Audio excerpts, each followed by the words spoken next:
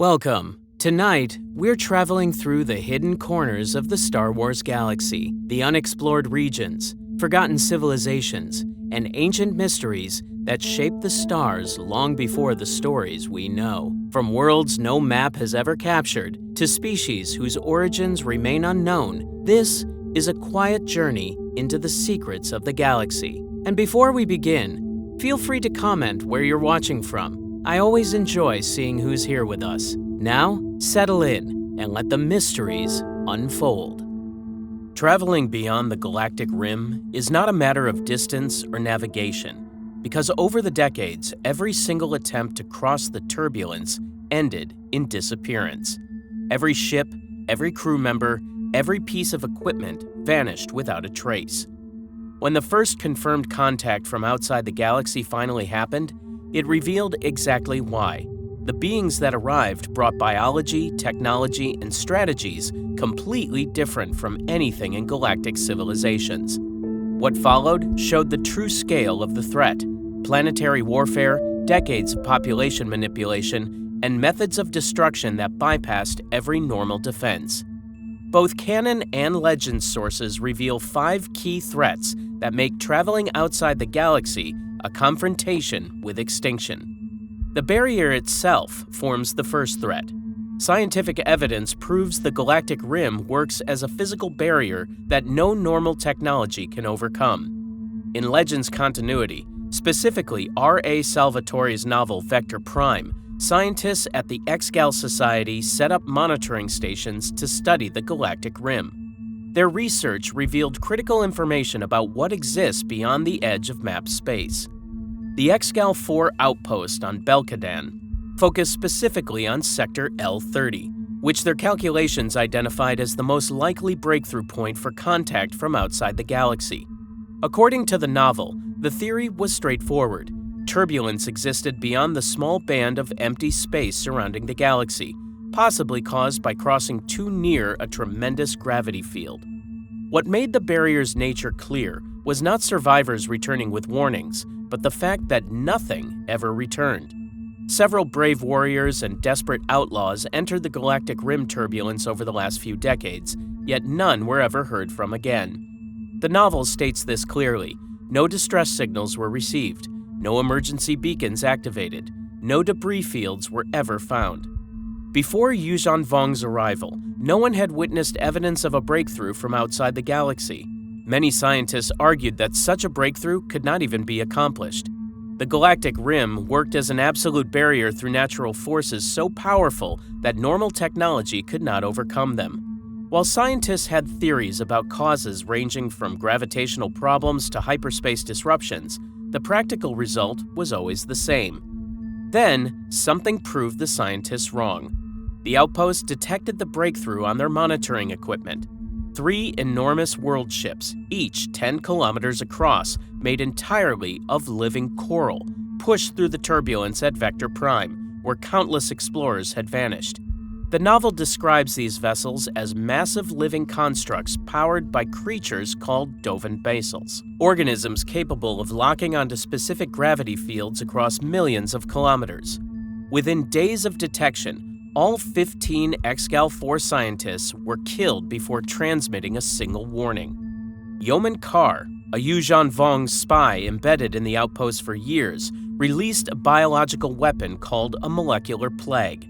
Within hours, the weapon transformed Belkadan's atmosphere into toxic yellow-green clouds. Meanwhile, the freighter was sabotaged beyond repair. Communications were severed before any distress signal could be sent. One scientist, Jerem Kadmir, received what the Yuuzhan Vong considered an honorable death when Yeoman Carr broke his neck rather than letting him suffer through the plague. Beyond the immediate casualties, the planet itself began changing. Its entire ecosystem systematically rewritten to support Yorick coral growth. This was humanity's first confirmed contact from outside the galaxy, resulting in total destruction. What crosses that barrier forms the second threat. Invasions from outside the galaxy bring threats that evolved in complete isolation from galactic civilization. The Yuuzhan Vong invasion proves the scale of this danger. The novel reveals extensive details about what crossed the void between galaxies, why their biology and culture represented something beyond any threat the galaxy had previously encountered. The Yuuzhan Vong came from a different galaxy entirely. Their homeworld, Yuuzhan Tar, was destroyed in religious warfare that tore their civilization apart. As a result, the survivors spent generations traveling through the darkness between galaxies in massive world ships, a journey lasting centuries through the void between galaxies. During this time, they had to survive with no sunlight, no planets, no resources except what they carried. To survive, their solution was to make everything alive. Every piece of their technology was biological rather than mechanical, grown and shaped for specific purposes rather than built from metal and circuits. Physically, Yobenkar's observations reveal they averaged a dozen centimeters taller than humans, quite a bit heavier, with significantly less body hair. But it was their culture that truly set them apart.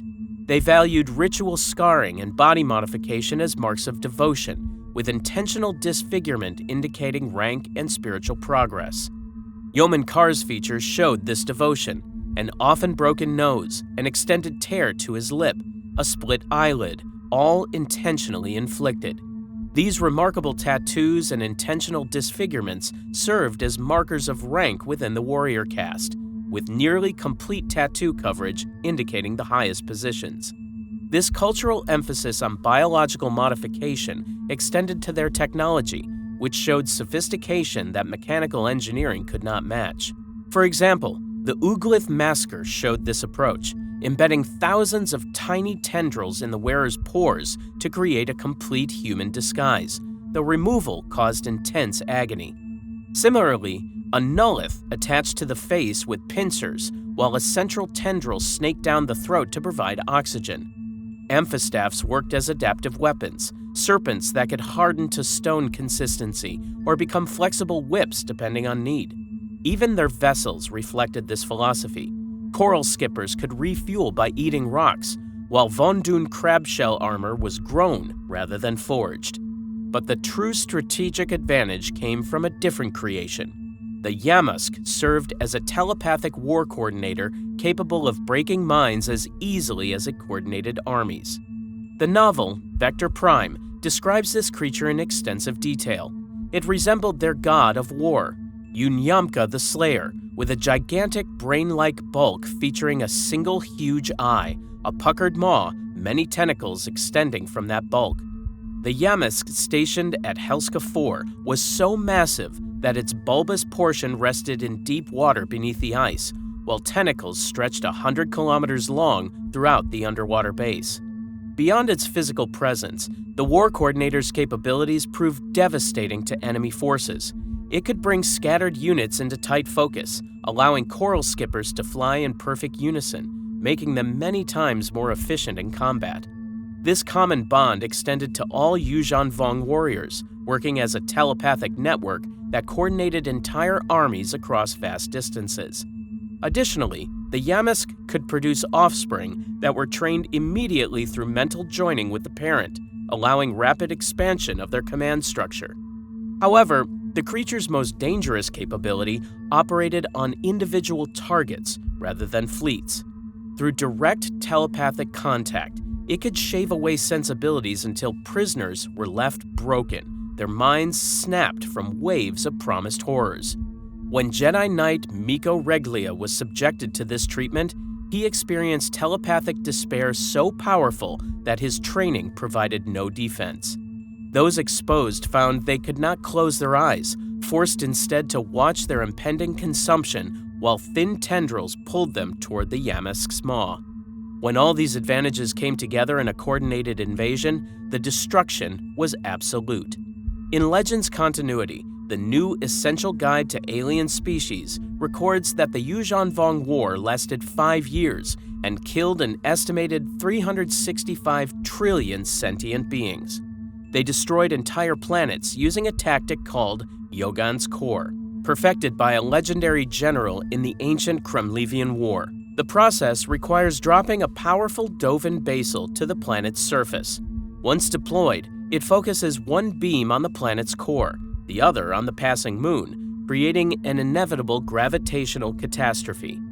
Cernpedal became one of the first demonstrations of this method's effectiveness. When a Dovin basal was deployed on the surface, it pulled the moon Dobudo out of orbit, triggering catastrophic tidal forces and geological upheaval across the planet. As the moon descended toward inevitable collision, Republic forces mounted desperate evacuation efforts. Chewbacca remained on the surface, coordinating rescue operations when Dobudo finally impacted, crushing him, making him one of the first major casualties of the war. The third threat operates through manipulation rather than force. The unknown regions harbor civilizations that plan destruction across decades-long timelines. The Grisks represent a coordinated threat potentially more dangerous than direct invasion. In canon continuity, specifically Timothy Zahn's Thrawn Ascendancy trilogy, it reveals extensive information about threats operating beyond the edge of map space. The Chiss Ascendancy faces these threats in a region they call the Chaos, an area where hyperspace navigation is so dangerous that they rely on force-sensitive children called Skywalkers to guide their ships.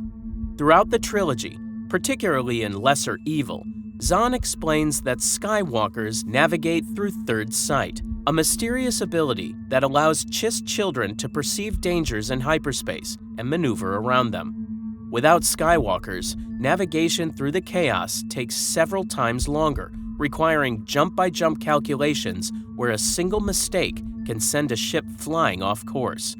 The novel describes specific systems like Rapak as surrounded by variable electromagnetic fluxes, littered with asteroids that limit hyperspace entry to only a handful of vectors.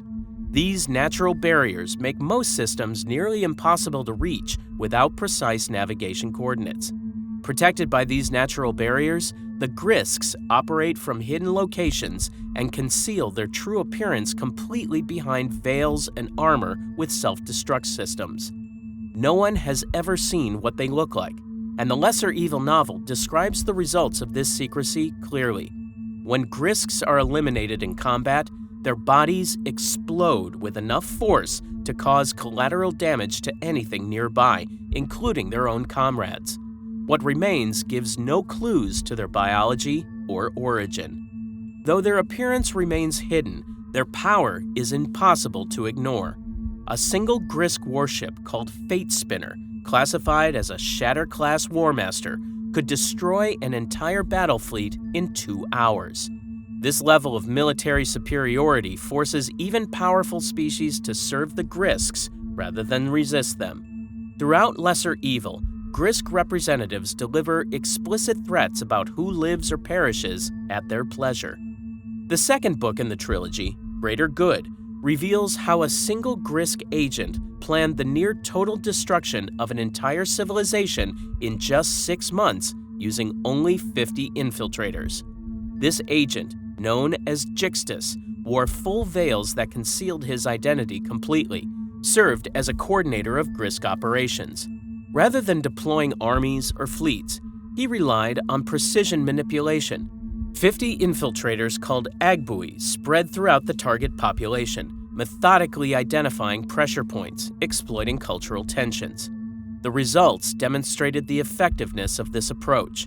Within 6 months, civil war spread across the planet as gray-black clouds covered the atmosphere. City lights across the surface went dark. The engineered internal conflict caused the civilization to destroy itself. The Grisks have been planning Chiss destruction for at least 20 years, adapting their strategy as new generations of leaders emerged.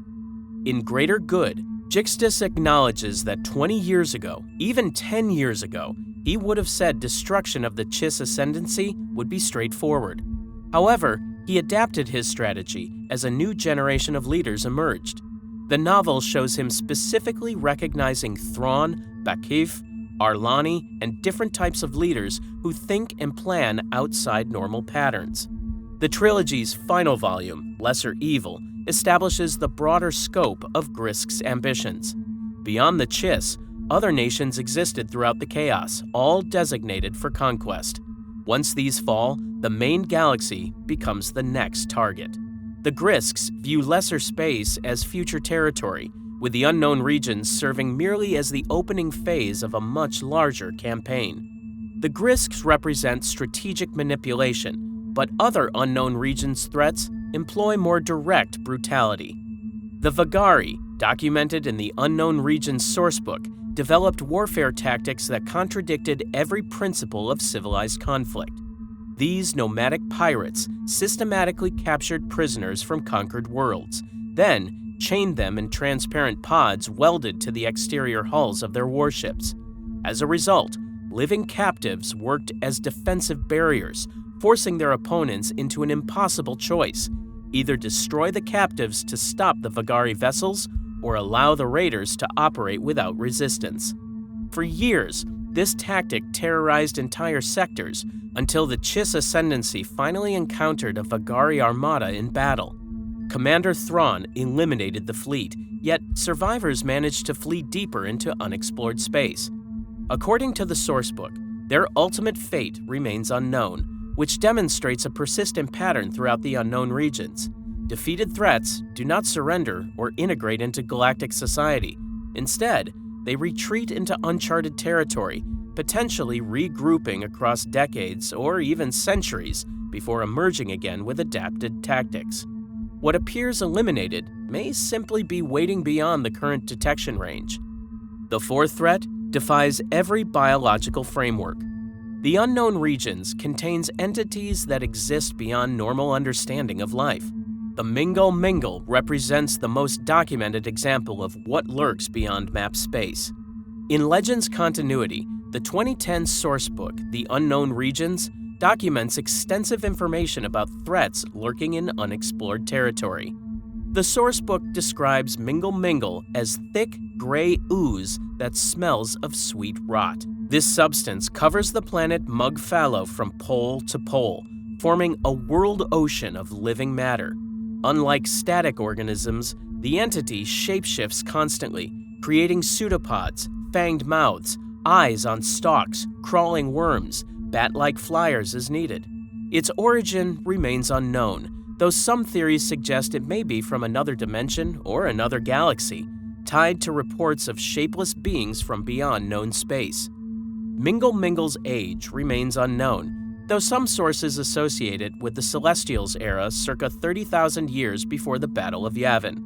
If accurate, the hyperspace anomaly bisecting the galaxy may have separated the entity's influence from celestial projects during that era, suggesting it predates most galactic civilizations. While its origins remain disputed, its capabilities are extensively recorded.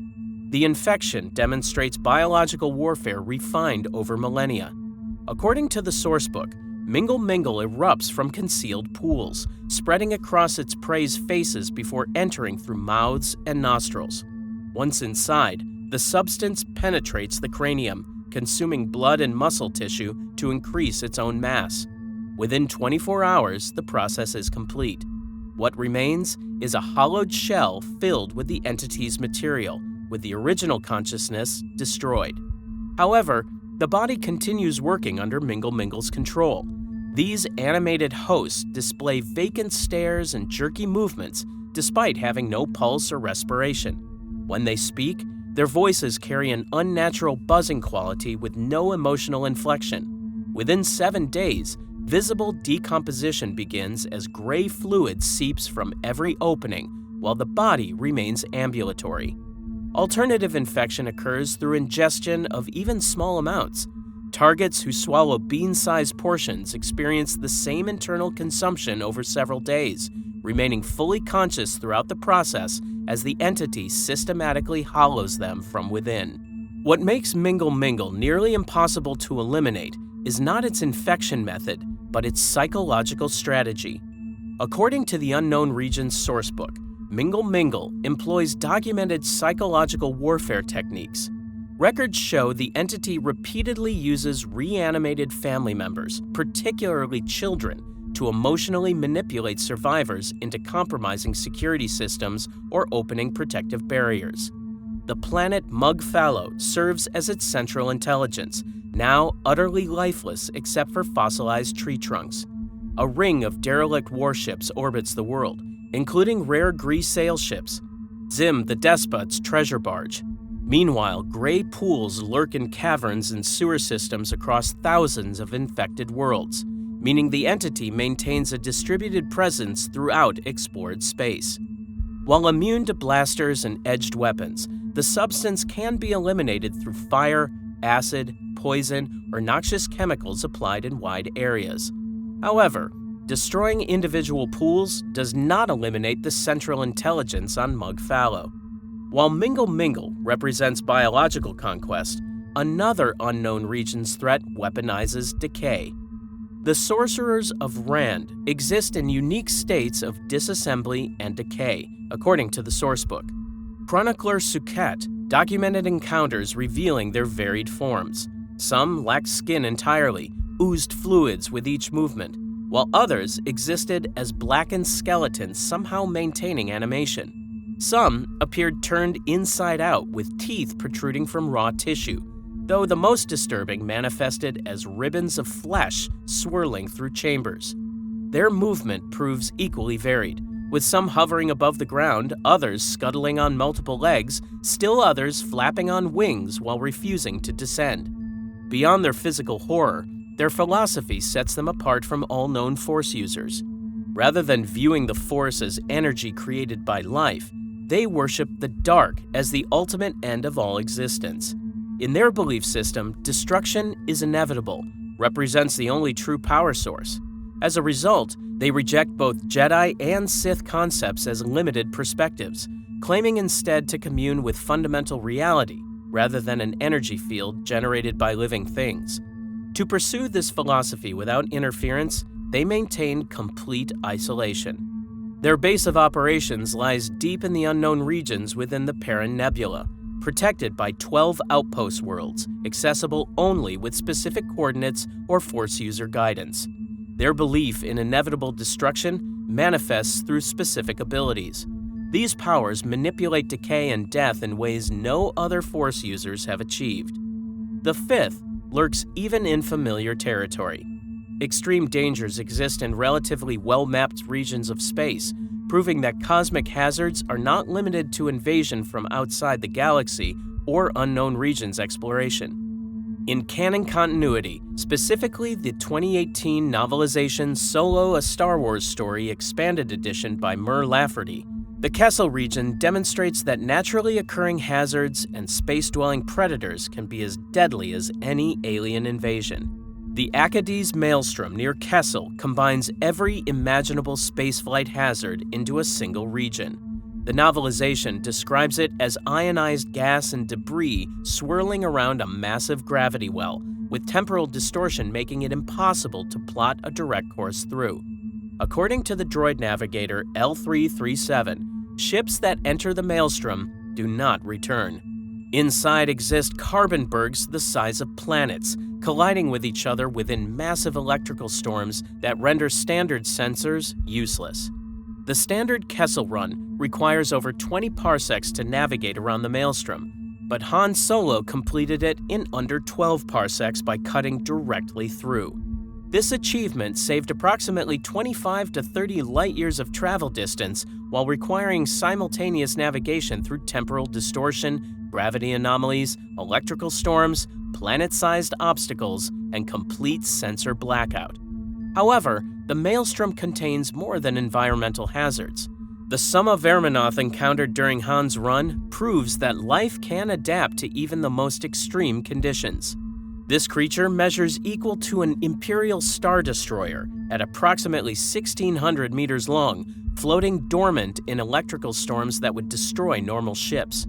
The novelization describes it covered in eyes across every surface, constantly watching for prey. Its tentacles naturally conduct high-voltage electrical currents, indicating evolutionary adaptation to an environment lethal to most carbon-based life. When potential prey enters its territory, the entire organism activates from dormancy. Its hunting strategy demonstrates sophisticated predatory behavior as tentacles spread wide to form cage-like structures, trapping ships while suckers and stingers prepare to breach hulls or consume vessels entirely. During the Kessel Run, The Summa Verminoth pursued the Millennium Falcon toward the Maw, a planet-sized gravity well that prevents escape once ships cross the event horizon. Gravitational effects cause temporal distortion, making the creature's death appear to occur in slow motion.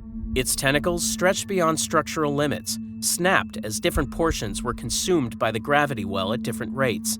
The creature's eyes bulged from internal pressure as tidal forces stretched its body in some directions while crushing it in others. Despite its size and strength, it was systematically pulled apart by gravitational forces that no biological organism can withstand. The Summa Verminoth's death demonstrates a critical principle. Even apex predators evolved for extreme environments cannot survive conditions beyond their biological limits. These 5 documented threats reveal why the galactic rim works as an absolute barrier, not because it actively defends, but because normal technology and strategic frameworks fail completely in conditions beyond familiar space. What successfully crosses evolved specifically to bypass every assumption galactic civilization makes about warfare, biology, diplomacy, and the Force itself. Geographic isolation, not superior capability, explains why the galaxy has survived contact with these threats.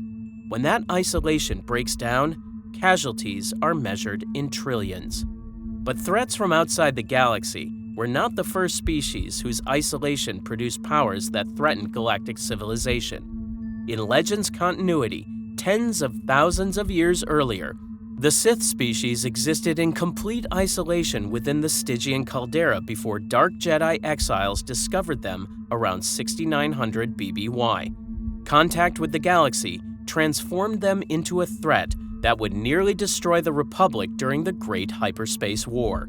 The most advanced civilization in galactic history spent 25,000 years exploring space and still cannot chart half the galaxy.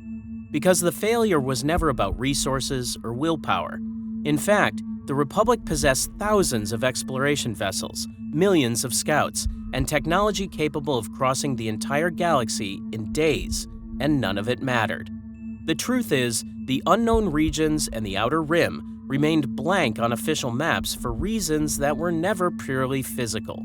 Ancient disasters, technological limitations, corporate secrecy, political neglect, deadly predators, and intentional isolation all combined to make comprehensive mapping impossible.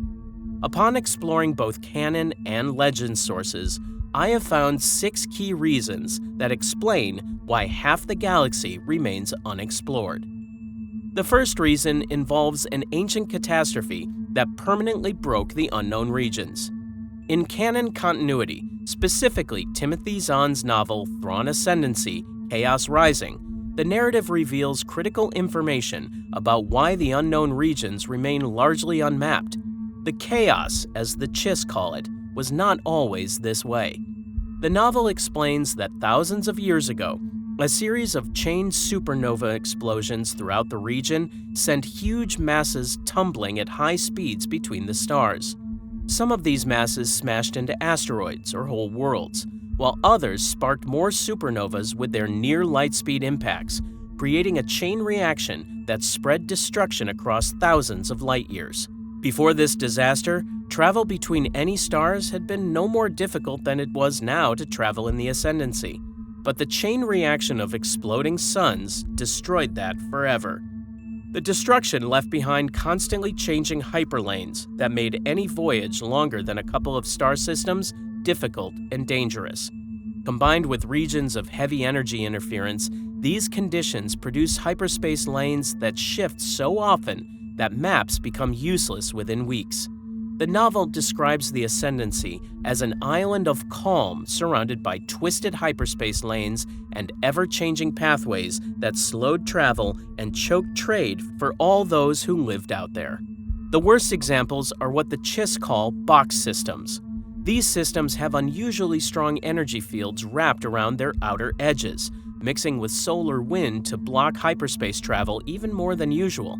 In some cases, the number of safe lanes to an inhabited planet drops to exactly 3, with meteor fields creating smaller versions of the chaos itself that constantly shift position. When one ambassador complained about unexpected travel delays, the response was blunt. The term, the chaos, was not simply someone's random idea of a good name. These hazards are not limited to the unknown regions. In canon continuity, specifically the 2018 novelization Solo: A Star Wars Story by Mur Lafferty, the Acades Maelstrom near Kessel shows that even relatively known space contains equally dead regions. The Maelstrom combines charged gas, debris, and time distortion, which makes planning a direct course impossible. Inside it drifts carbon bergs the size of planets, crashing into each other within massive electrical storms that make standard sensors useless. The warning was absolute. Ships fly in there, they don't fly out. But the Maelstrom contains more than just physical hazards.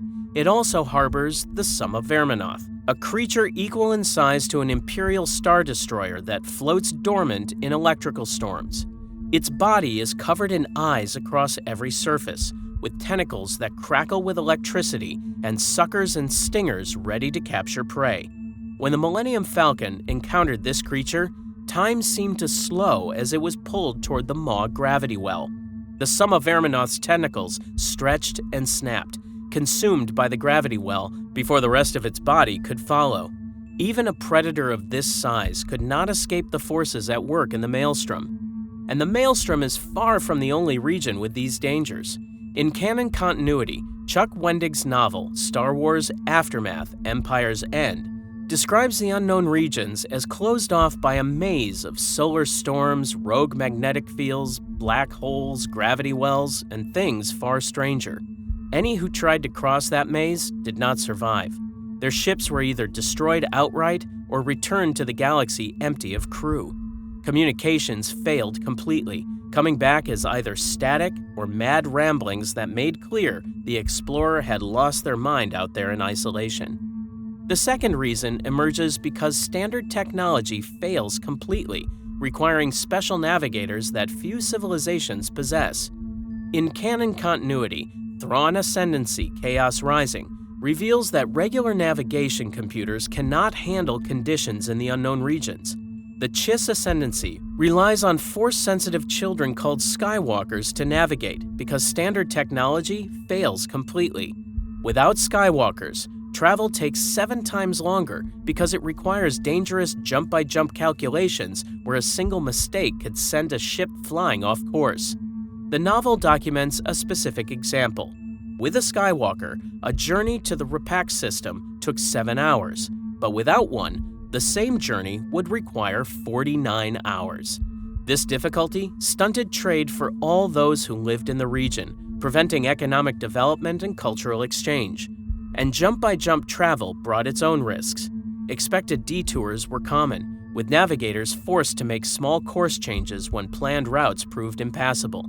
Some systems required days or weeks of traveling through normal space when no hyperspace routes existed at all.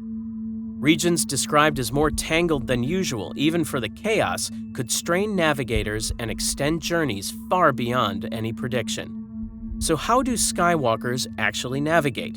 They enter a trance state called third sight to perceive dangers in hyperspace that sensors cannot detect. According to one former Skywalker, they see dangers in front of the ship and maneuver to get around them. But this ability fades as children age, with most losing it by their early teenage years. The novel reveals the trauma of this system through one character's realization. Her third sight was mostly gone, her job was ended, and the only life she had ever known was over. What kind of choices did a failed Skywalker even have? The Chiss depend on these children to navigate through deadly space, using them as living navigation systems until their abilities fade. The Skywalker core was stretched thin across the Ascendancy, with children assigned to specific ships alongside caregivers. Those who lost their abilities faced adoption, usually one of the 9 ruling families who valued former Skywalkers. But the emotional reality remained harsh. At such a young age, these children faced the end of everything they had known. The Chiss were not the only species forced to find alternative navigation methods. Non-Chiss species in the unknown regions use navigators called pathfinders who connect to something mysterious called the Great Presence through sensory deprivation helmets. This entity appears to navigators as a shimmering disk, with a deep rumble echoing in their unhearing ears. Pathfinders let the Great Presence whisper into, around, and through them to perceive safe routes. They fear being absorbed and lost forever, or hope to be deemed worthy to ride the hyperspace ridges after death, suggesting the Great Presence may be an ancient consciousness living within hyperspace itself. Even expert pathfinders nearly lost the path more times than they cared to remember, sometimes forced to drop out of hyperspace twice during a single journey just to regain connection with the Presence. In Legends continuity, the limitations were even more severe. Jason Fry and Paul R. Urquhart's book, The Essential Guide to Warfare, reveals that for much of galactic history, no starship had enough computing power to calculate long jumps quickly or store more than a few courses in memory. This meant massive infrastructure was needed just to travel safely. Huge supercomputers were built in deep space at the starting points of common routes to perform calculations for starships. Space stations were constructed near or around these jump beacons, creating a network of way stations for travelers. Whoever controlled these beacons controlled hyperspace itself. The third reason why half the galaxy remains unexplored is that navigation data is controlled, hidden, or lost entirely. Governments and corporations actively prevented comprehensive mapping to maintain strategic advantages. In canon continuity, the book Star Wars Complete Locations documents how the Wookiee Klatuvek Guild maintained a sealed vault containing their navigation data center. Explorers and fortune hunters considered this information so valuable that they would barter for it at locations like Maz Kanata's castle. During the Clone Wars, the strategic importance of this data became clear. Military forces fought specifically over Kashyyyk because it sits at the intersection of 4 well-traveled hyperspace routes, and control of the Klatuvek Guild's navigation data provided an enormous advantage. On top of that, Kashyyyk also houses an important HoloNet relay station, making its communication and navigation infrastructure doubly valuable. Yet the Wookiees were not alone in hoarding navigation secrets. In canon continuity, Charles Soule's novel Light of the Jedi shows how the San Tekka family built an empire on proprietary navigation technology, consistently finding the shortest, fastest ways to get from here to there in the galaxy. This family sold routes to traders, governments, and entrepreneurs. Eventually, they set up hyperspace toll lanes where navigational data could be downloaded for a fee, employing specialists who used secret algorithms to model likely hyperspace routes. What made the San Tekkas truly irreplaceable, however, was that some of their experts possessed abilities that could not be copied. Mari San Tekka could chart routes through the swirl of hyperspace that her mind was uniquely capable of seeing. No other being seemed able to do it, and no navigation droid came close. Through some mix of instinct and unconscious math that she could not explain, she found roads between the roads.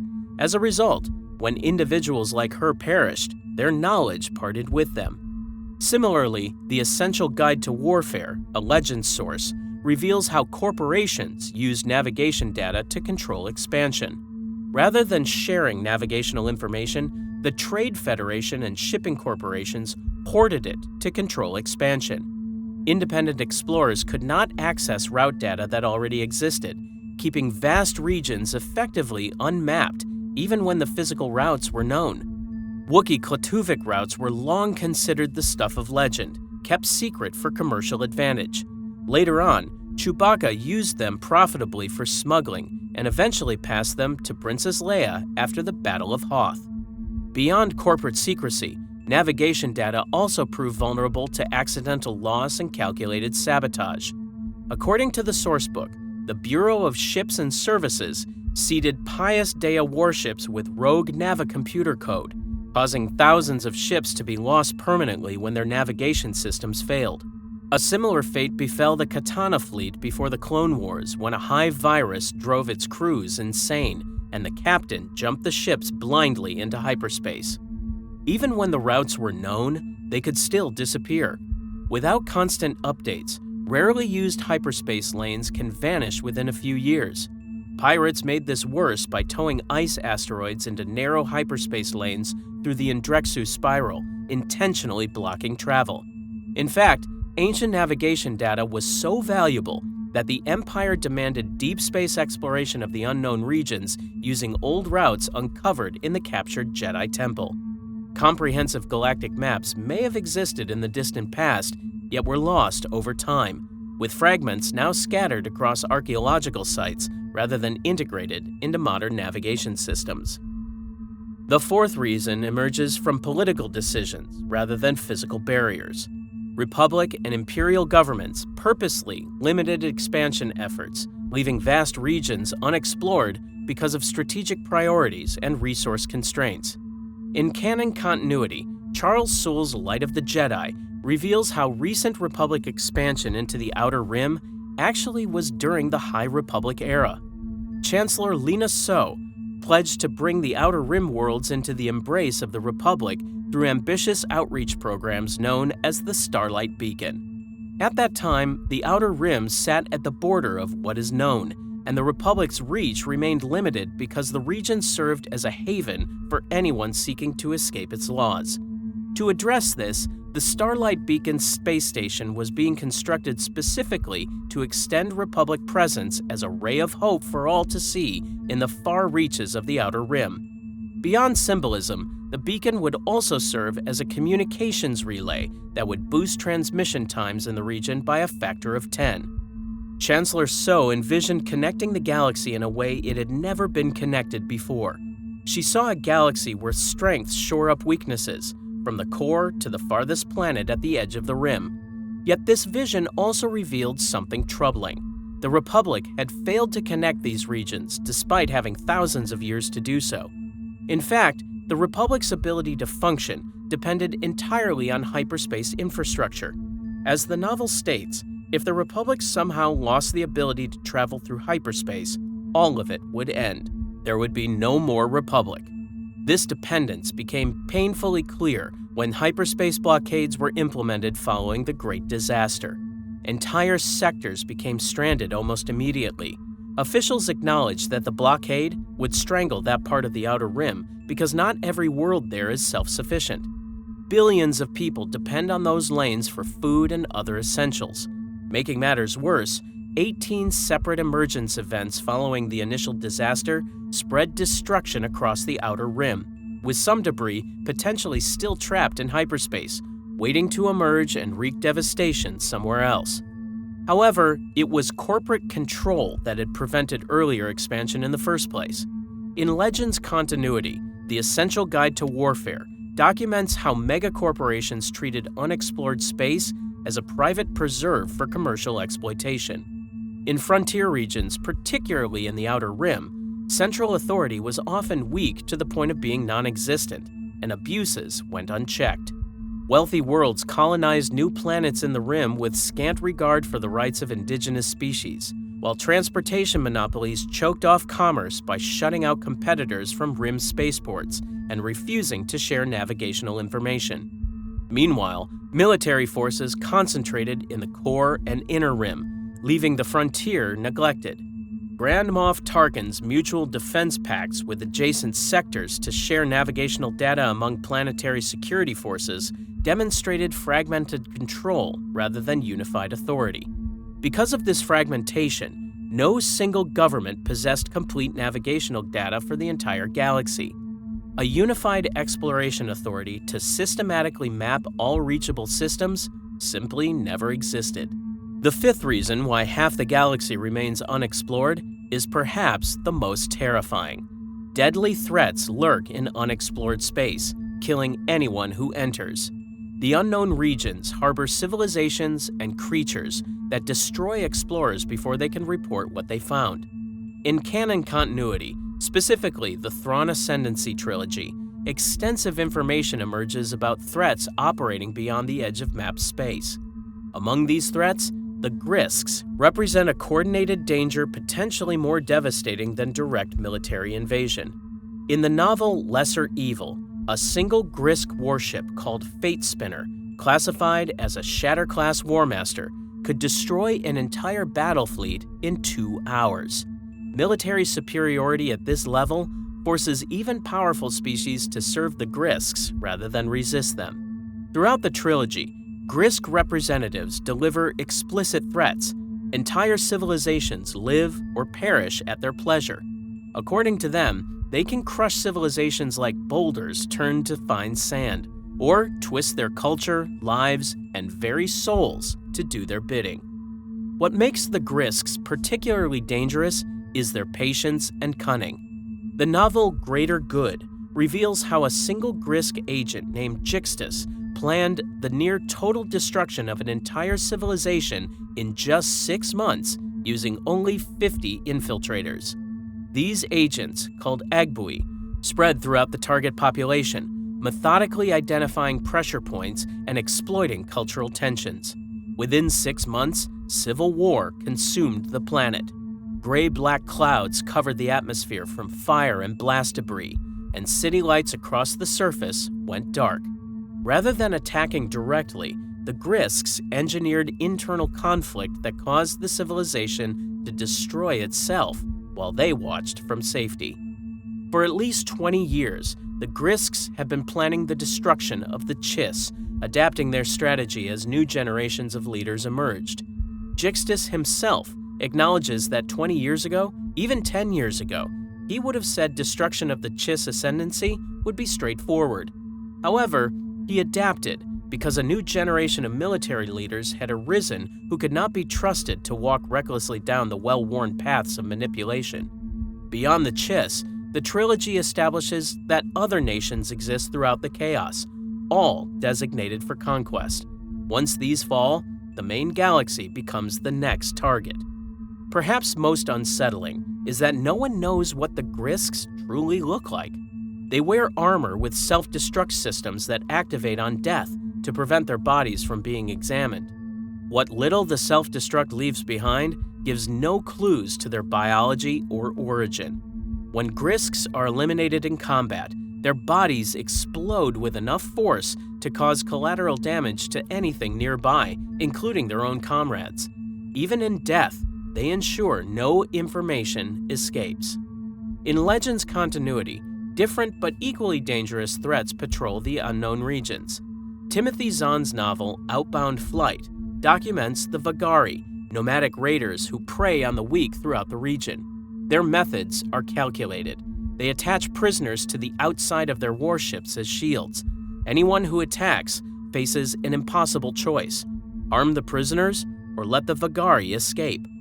Hundreds of these warships patrol the darkness between stars, using captives as frontline soldiers sent into the most dangerous situations first. Yet even the Vagari pale in comparison to the Mingle, described in the Legends sourcebook The Unknown Regions as the whispered horror of the region.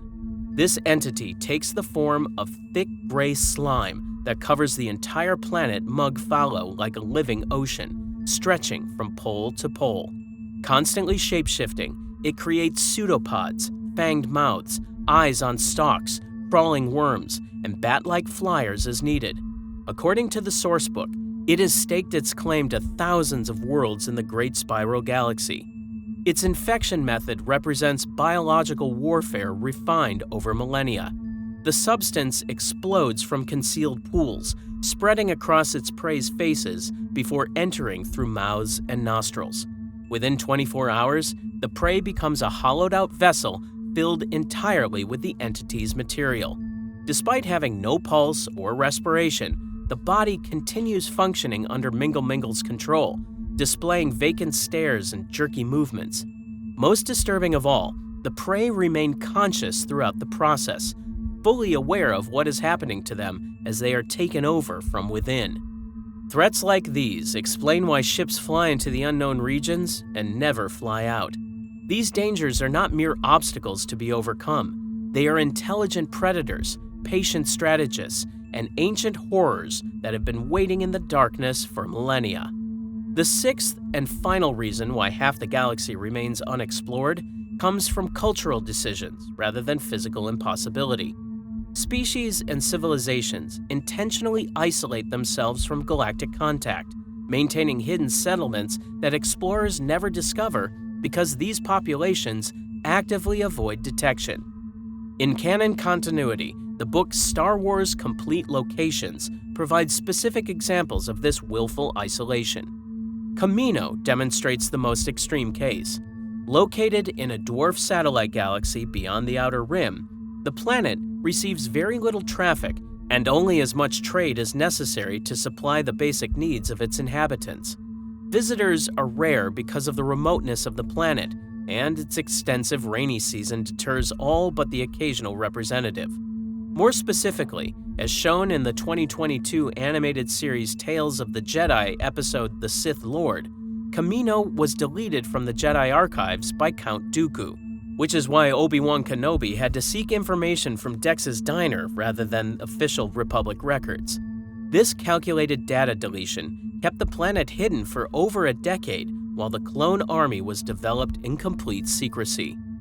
Utapau represents a different form of purposeful isolation. Described as a remote planet and quiet natural backwater largely ignored by the rest of the galaxy, Utapau maintained its separation through cultural choice rather than navigation difficulty.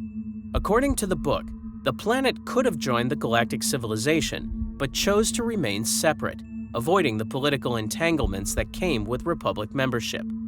In Legends continuity, Timothy Zahn's novel Heir to the Empire documents how the Old Republic purposely avoided certain systems despite having the capability to reach them. Merkur had been populated for at least 300 years, yet both the Old Republic and the Jedi of that time had always left it strictly alone. What makes this remarkable is that Merkur is no more than 150 light-years away, close to the border with the Rebellion and well within the Old Republic's boundaries. Despite this proximity, it remained unexplored. The Chiss Ascendancy maintained intentional separation for centuries as well. In canon continuity, Thrawn Ascendancy Chaos Rising reveals that the Chiss adopted a defensive posture rather than one of exploration. Their expansionary defense fleet was created to watch over Chiss interests in the parts of the chaos extending beyond their borders, not to expand territory. Other species viewed them as mysterious, though the Chiss did not seem to think there was even anyone else out here for them to feel superior to. Navigation secrets were intentionally protected, with the truth about Skywalkers kept from outsiders to maintain strategic advantage. This pattern of selective avoidance suggests that political decisions, rather than distance, often determined what was explored. Some species simply chose not to be found, while other civilizations with the power to reach them chose to respect that isolation, or had reasons of their own to stay away. Taken together, these 6 reasons reveal why comprehensive galactic mapping remains impossible. Not because civilization lacks the technology or resources, but because fundamental barriers exist at every level. Ancient catastrophes broke hyperspace navigation permanently. Standard technology fails without rare navigators possessing abilities that fade with age. Navigation data is controlled by corporations, hidden in sealed vaults, or lost to history. Governments prioritize the core over frontiers, leaving entire sectors unmapped. Deadly threats actively hunt anyone who ventures into uncharted space, and species purposely hide themselves from contact, removing their coordinates from official records.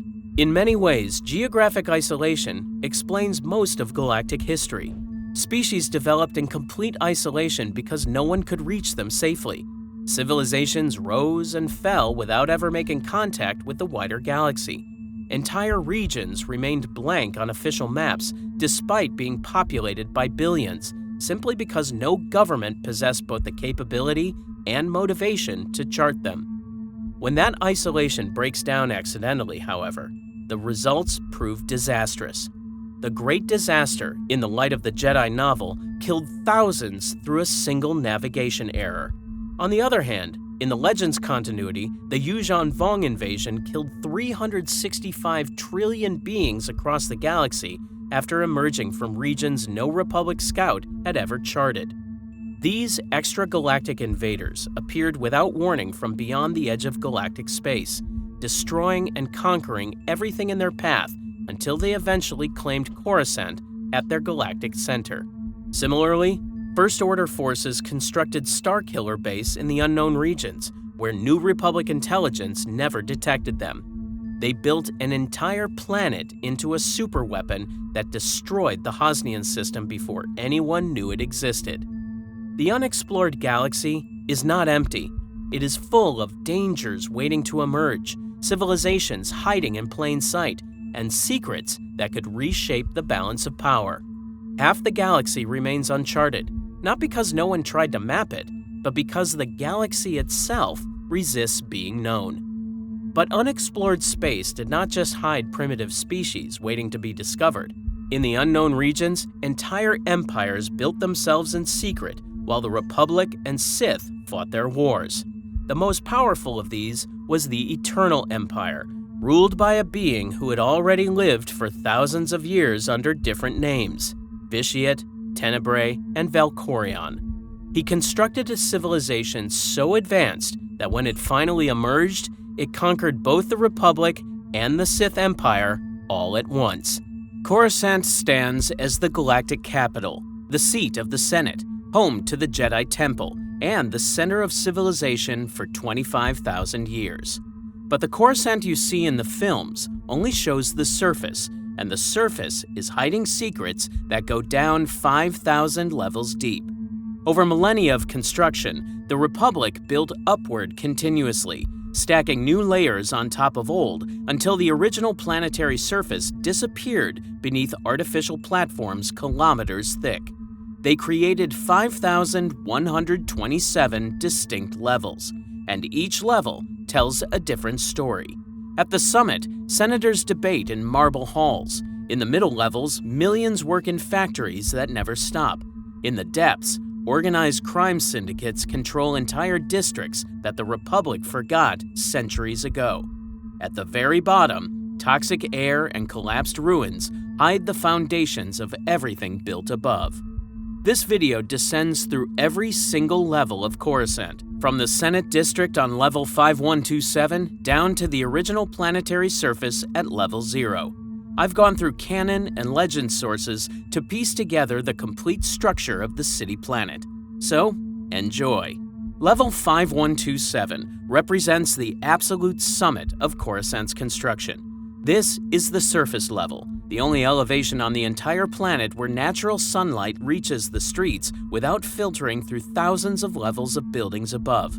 During the final years of the Galactic Republic, all of Galactic City's most important structures existed at this elevation. The Senate Rotunda dominated the skyline, its massive dome sheltering representatives from 10,000 star systems who conducted the business of galactic governance.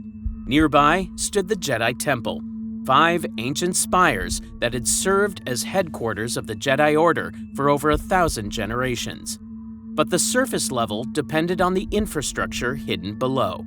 The Senate District occupies kilometers of territory on level 5127, featuring senatorial apartments and high-security complexes near the Senate building. Parks like the Gardens of Equality and Justice provide green space for senators between sessions. The district is protected by the blue-robed Senate guards, who stand watch at building entrances and delegate platforms. They breathe air that has not been recycled 5,000 times through filtration systems that should have been replaced decades ago. This level houses senators, diplomats, high-ranking government officials, and the extremely wealthy who can afford the astronomical cost of surface-level real estate. When the Galactic Empire replaced the Republic in 19 BBY, level 5127 transformed along with the government it hosted. The Compnor Arcology was constructed as a massive complex housing the Commission for the Preservation of the New Order and its propaganda apparatus. The Senate building remained standing but lost its legislative power as Emperor Palpatine consolidated authority.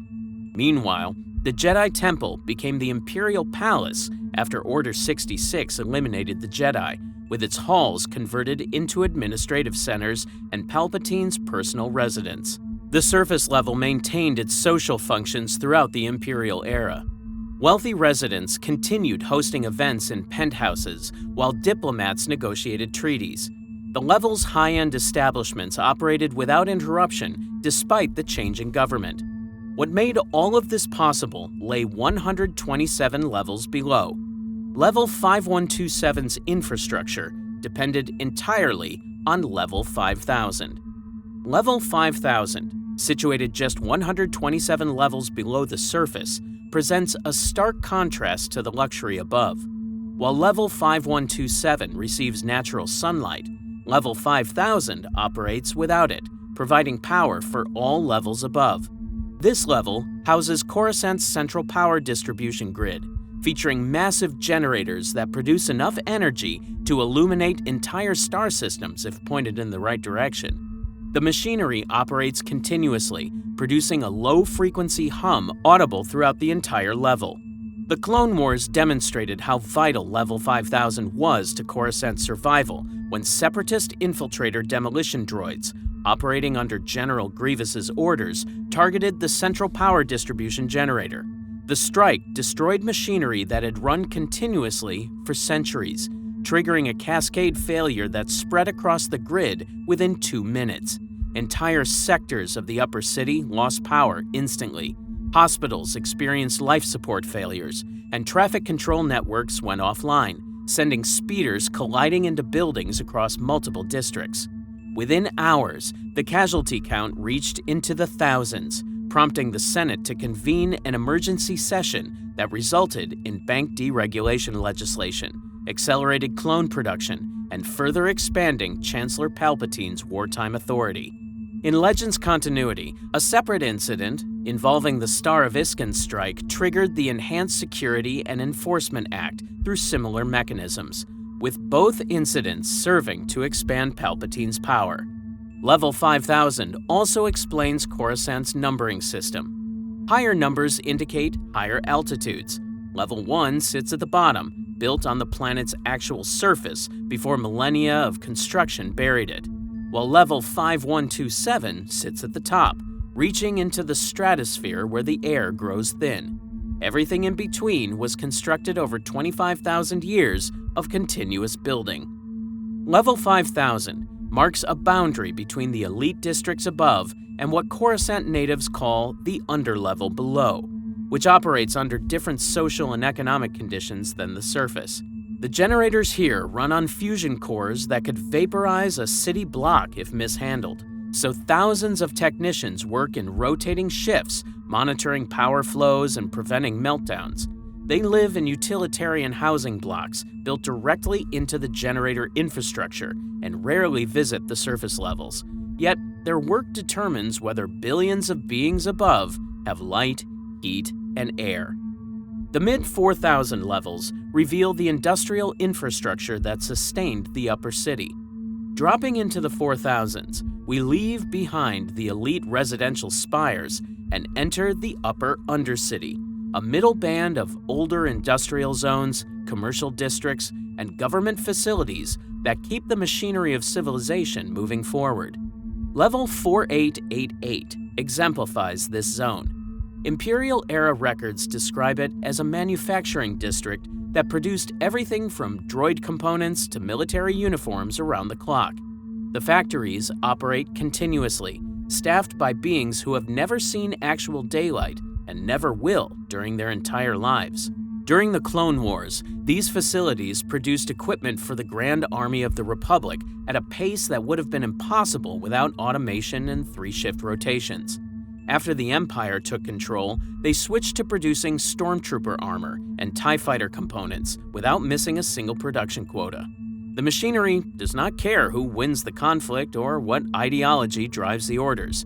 It keeps running, fed by workers who understand that stopping means losing their jobs to someone more desperate.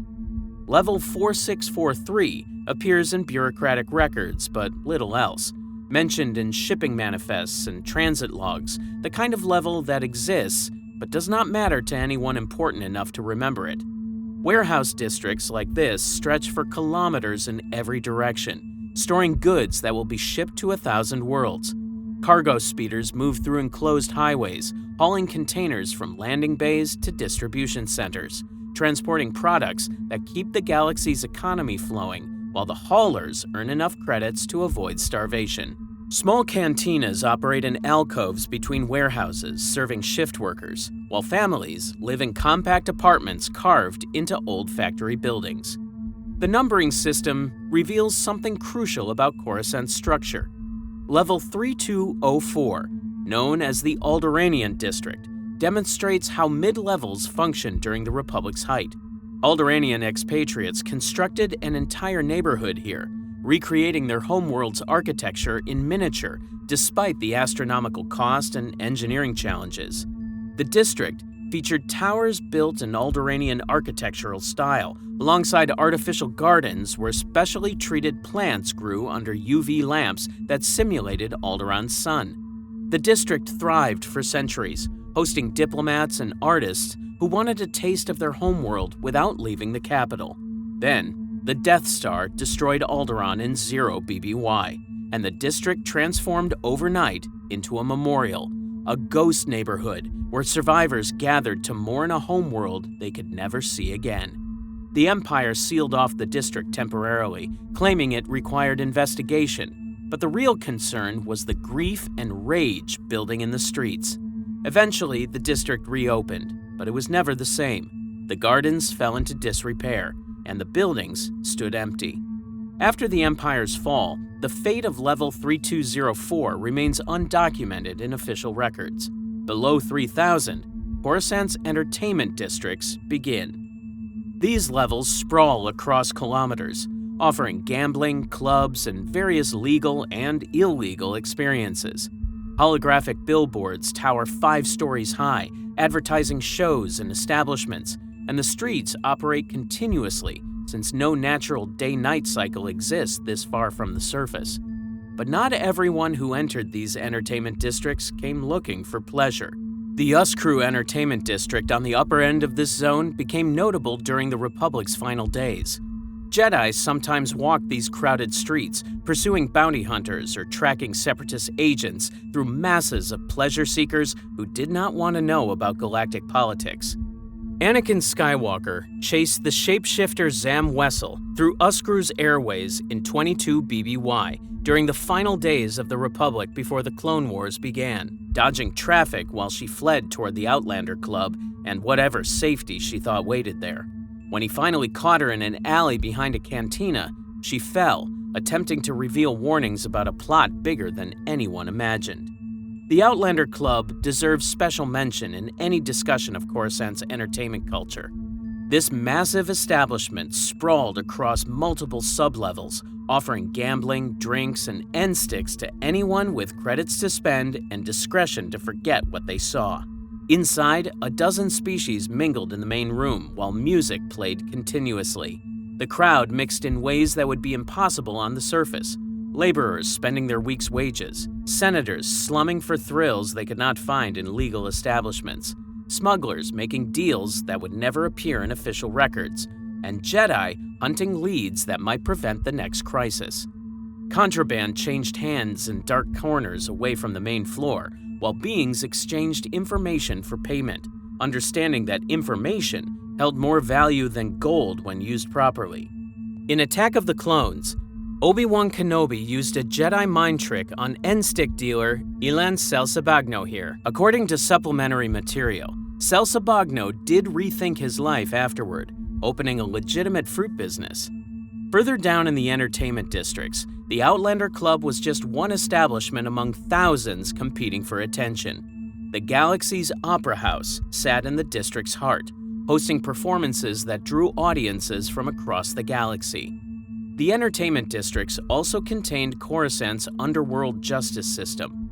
Level 2623 presents another face of Coruscant that the tourism holovids never mention: justice, underworld style. This level houses detention facilities, prisons built into the city's skeleton, where beings who break the law are stored until someone decides what to do with them. When security forces arrest someone in the lower levels, they do not haul them all the way up to the surface for processing. Too much trouble, too much risk of escape, too much paperwork explaining why a prisoner slipped away during transport.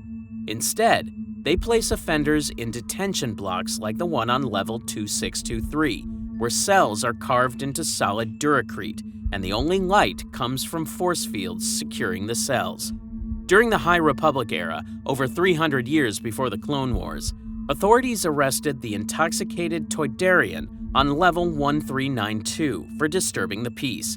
They dragged him down to a detention block on level 2623 to sober up and contemplate his poor life choice, a journey that started 1,392 levels from the planetary core, dropped another 1,231 levels down to his cell, where he would spend the next few days regretting every decision that led to that moment. This single arrest illustrates how Coruscant handles lawbreaking at different altitudes.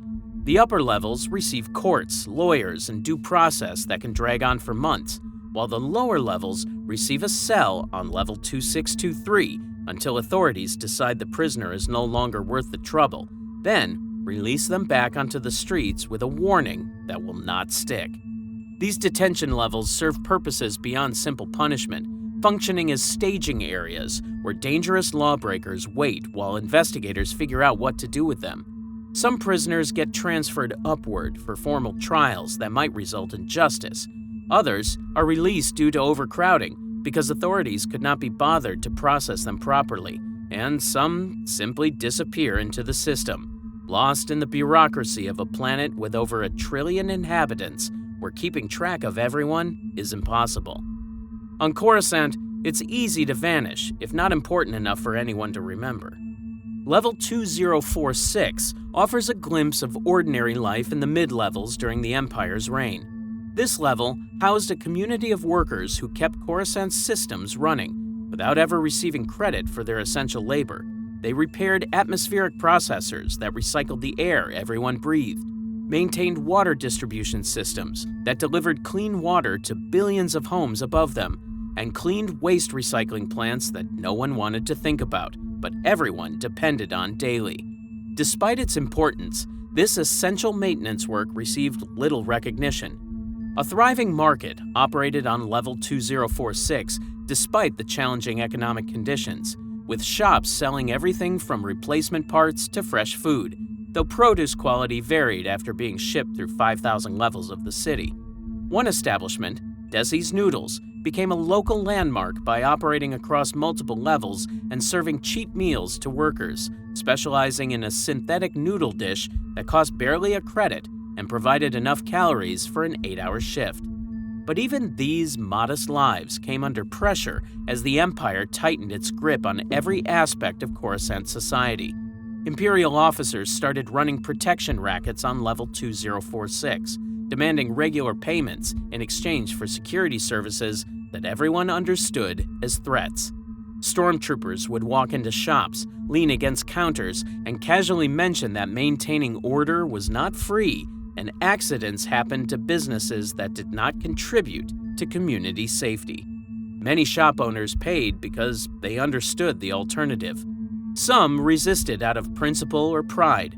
Those who resisted discovered their businesses mysteriously burned down, or their suppliers suddenly refused to deliver goods for reasons they would not explain. By the late Imperial period, level 2046 was perishing slowly from systematic exploitation. Shops closed prematurely, and families moved away seeking opportunities elsewhere, or descended to even cheaper levels where rent was affordable. The meatpacking plant that employed hundreds shut down after Imperial inspectors declared it unsanitary, despite it passing the same inspections for decades under the Republic, because the real reason was simpler and more corrupt. The plant owner refused to pay bribes to officials who controlled the inspection process. This pattern of Imperial extortion repeated across thousands of levels throughout the Empire's reign, systematically suppressing local businesses and communities. Below level 2000, the city becomes something else entirely. Natural light does not reach these levels, which means residents live their entire lives without seeing sunlight. The air is stale, recycled through ancient filtration systems so many times that it carries a metallic taste, while buildings press together, leaving only narrow passages for streets.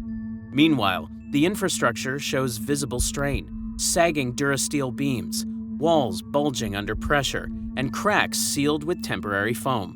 These levels form the structural foundation that supports everything above. With infrastructure, support beams, power conduits, ventilation systems, keeping the upper levels functioning. Yet law enforcement rarely patrols these areas. They come in armored convoys when they absolutely have to, when a situation on a lower level threatens to spread upward where important people might notice. Then leave as fast as possible because every moment spent down here is a moment where something might go wrong. The gangs understand this dynamic and control these levels through force. Their territorial control operates openly without any pretense of legitimacy. Level 1782 earned its reputation as an endless junkyard, a place where Coruscant dumps its mistakes and broken things.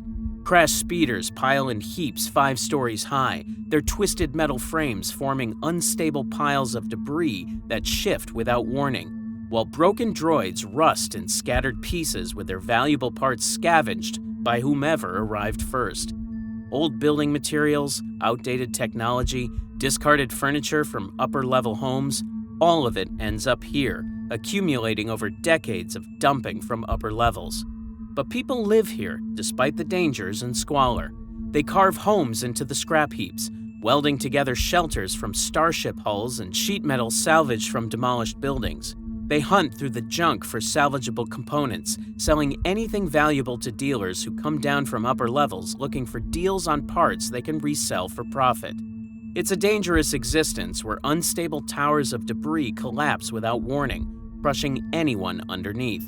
Toxic runoff pools in low spots, corroding metal and flesh alike, creating zones where nothing can survive for long. Feral droids wander the heaps, their programming corrupted by years without maintenance, attacking anything that moves because their threat recognition subroutines cannot tell friend from foe anymore. Yet communities have formed on level 1782. Scavengers develop territories and hierarchies based on who controls the best salvage spots. The best locations, areas where upper-level contractors regularly dump valuable technology, are claimed by gangs who defend their turf through conflict when necessary.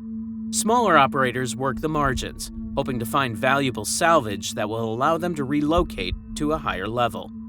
Children born on level 1782 grow up in salvage communities, learning to recognize valuable salvage before they learn to read or write. This existence is all they know.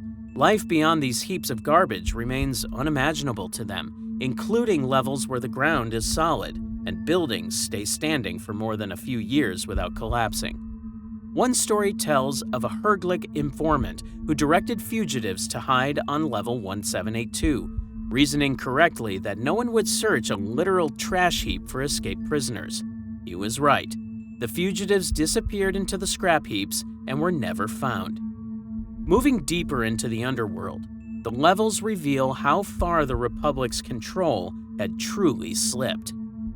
Level 1671 sits 3,456 levels from the surface, roughly 2/3 of the way down through Coruscant's urban crust. This level's reputation for criminality stretches back to the final years of the Republic, before the Clone Wars began. In 26 BBY, Lieutenant Tanavos Devo of the Coruscant Security Force raided an arms deal here that made his career and nearly ended his life. The target was Zodu Onglo, a Palawan gunrunner with connections across the underworld and enough cunning to have avoided capture for years. Onglo specialized in moving stolen military-grade weapons, selling them to whoever paid his price without caring what they planned to use the blasters for afterward. On that night, he arranged a deal in a warehouse on level 1671, planning to sell a cache of weapons lifted from a Republic armory to buyers who definitely should not have access to military hardware.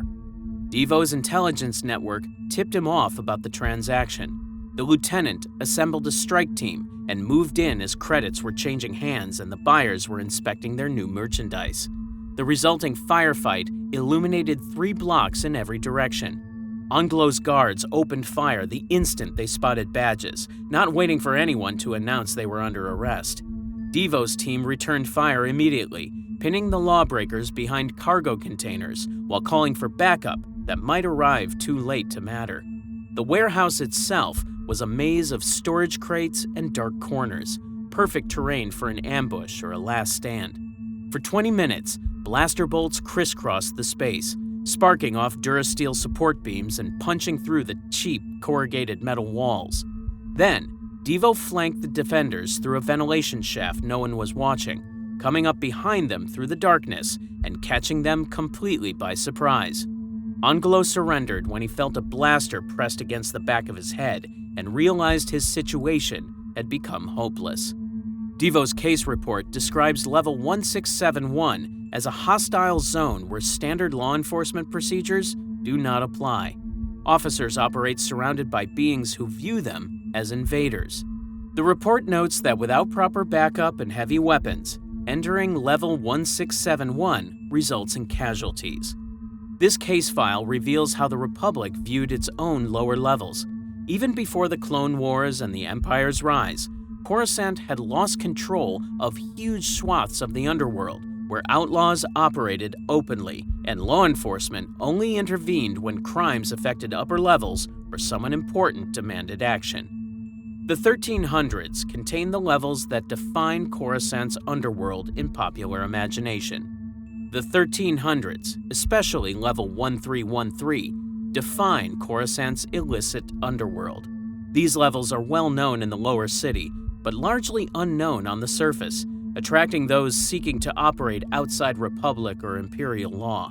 Level 1313 sits 1,313 levels up from the planetary core, deep enough that Coruscant's polite society forgot it existed centuries ago.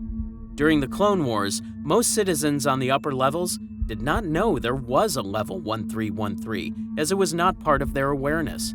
The Jedi knew about it due to lawbreakers fleeing to these depths, but did not publicize its existence.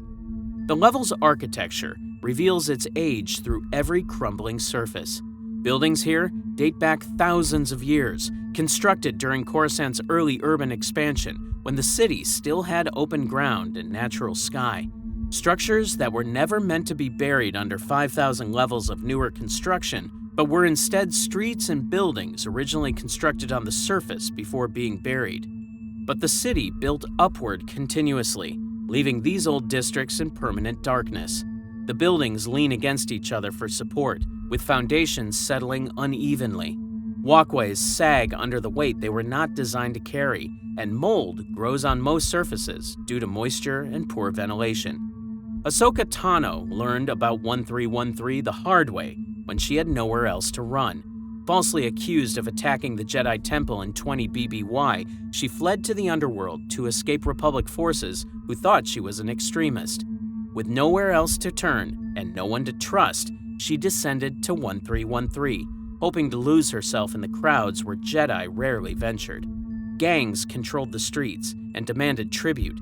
Every transaction required credits and favors, and finding food meant navigating local loyalties and debts unfamiliar to someone raised in the Jedi Temple. She met the Martez sisters, Trace and Rafa, in a repair shop on 1313, where they struggled to keep a legitimate business running. These 2 young women had been born on 1313 and never left. They were not lawbreakers by choice, but were simply trying to survive in an environment that punished honest business practices. To them, the Jedi were distant figures who never came to the lower levels.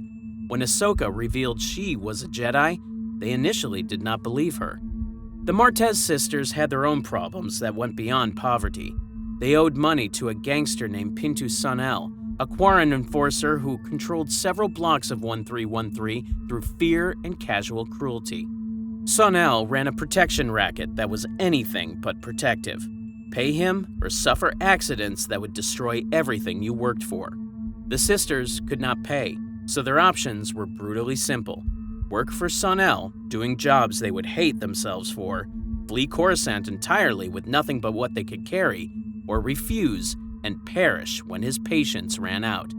Ahsoka's arrival complicated everything because her presence brought danger that the sisters could not handle. When gangsters from the Pike Syndicate showed up looking for the fugitive Jedi, the Martez sisters got caught in the crossfire that was not their fight. Eventually, Ahsoka and the sisters escaped 1313 together, flying off-world in a cargo ship they barely knew how to pilot. For Ahsoka, it was a temporary stop on a journey toward clearing her name and finding justice.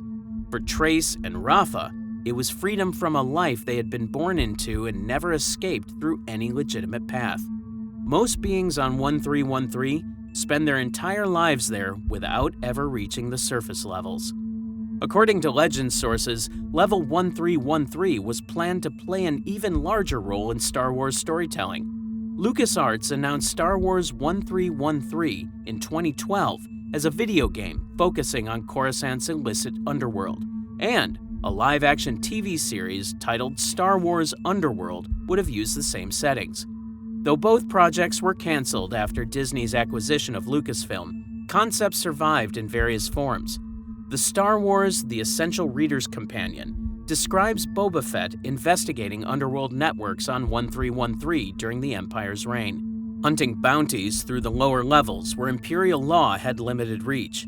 Meanwhile, Dr. Evazan and Ponda Baba, the Cantina thugs who later confronted Luke Skywalker and Mos Eisley, fled through 1313 1 year before A New Hope, pursued by Coruscant police after a botched medical experiment. The level's darkness is not metaphorical. Broken lighting systems leave entire blocks in shadow, lit only by neon signs advertising clubs, cantinas, and less legal enterprises, while moisture drips constantly from overhead pipes, pooling in low spots and growing fungus that clings to every surface it touches. Fungus grows on most surfaces, thriving on organic material that accumulates in the lower levels. Yet despite everything working against them, life persists. Clubs on 1313 host dancers and musicians, and families raise children in apartments carved into ancient buildings, teaching them to survive in a hostile world that is the only home they will ever know. The levels surrounding 1313 each tell their own stories of survival and betrayal. Level 1312 attracted a different kind of illicit, those who needed to stay hidden rather than operate openly. One level up from 1313, the level shares many characteristics with its infamous neighbor.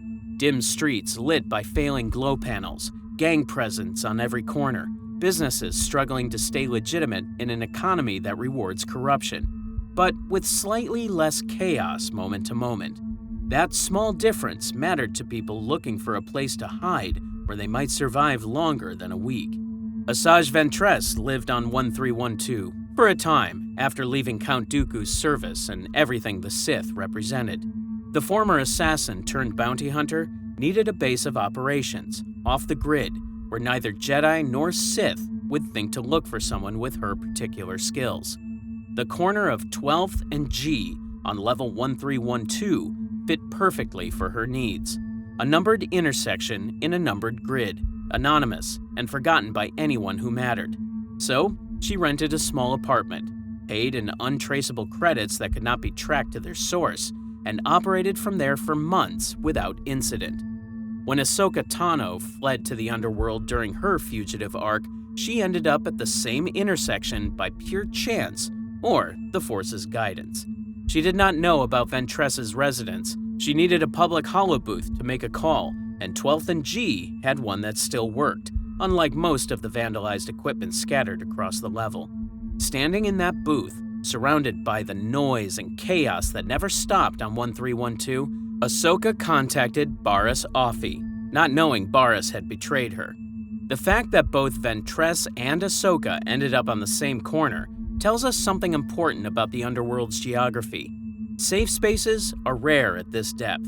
The few locations with working communication equipment or quiet rooms are used repeatedly by different people hiding from different threats. Level 1315, 3 levels up, hosted abandoned warehouses left over from the Republic's earlier industrial era, buildings empty and forgotten by everyone except outlaws who needed space to store contraband away from official eyes, making them perfect for storing illegal goods, evidence of conspiracy, or traps designed to destroy a young Jedi's life and reputation. Barriss Offee chose a mutinous warehouse on 1315 as her base when she turned against the Jedi Order she had once served. The warehouse held crates of nanodroids, banned weapons from the Clone Wars that could slip through security scanners and destroy systems from within buildings that seemed completely safe. Barriss had used these weapons to strike the Jedi Temple, taking lives and destroying property while framing Ahsoka for crimes she did not commit. Now, Barriss hid in the warehouse's depths, planning her next move, while the Jedi searched for evidence that would prove Ahsoka's guilt and justify their rush to judgment. Ahsoka and Ventress tracked her there through investigation and intuition. They had formed an unlikely alliance, the falsely accused Padawan and the notorious assassin, working together because the truth mattered more than their past conflicts. When they reached the warehouse at 1315, they found it brightly lit, with the constant clatter of machinery echoing through the space. With crates stacked 20 feet high, creating a maze where Barriss waited with stolen lightsabers. The confrontation was brief and brutal when it finally came. Barriss ambushed them from above, leaping from a catwalk with lightsabers blazing red, but they were not her lightsabers. She had stolen Ventress's weapons, dual crimson blades that deceived onlookers into believing a Sith was present. Ahsoka and Barriss clashed among the munitions crates, lightsabers carving through metal containers and support beams. Then, Barriss played her final move with ruthless precision. She knocked Ahsoka unconscious with a calculated strike and scattered nanodroid evidence around her unconscious body, creating a scene that looked exactly like an extremist caught with incriminating materials. When clone troopers burst into the warehouse moments later, responding to anonymous tips, they found exactly what they expected: Ahsoka surrounded by incriminating evidence, while Barriss had vanished into the darkness. The arrest on level 1315 led directly to Ahsoka's trial and expulsion from the Jedi Order.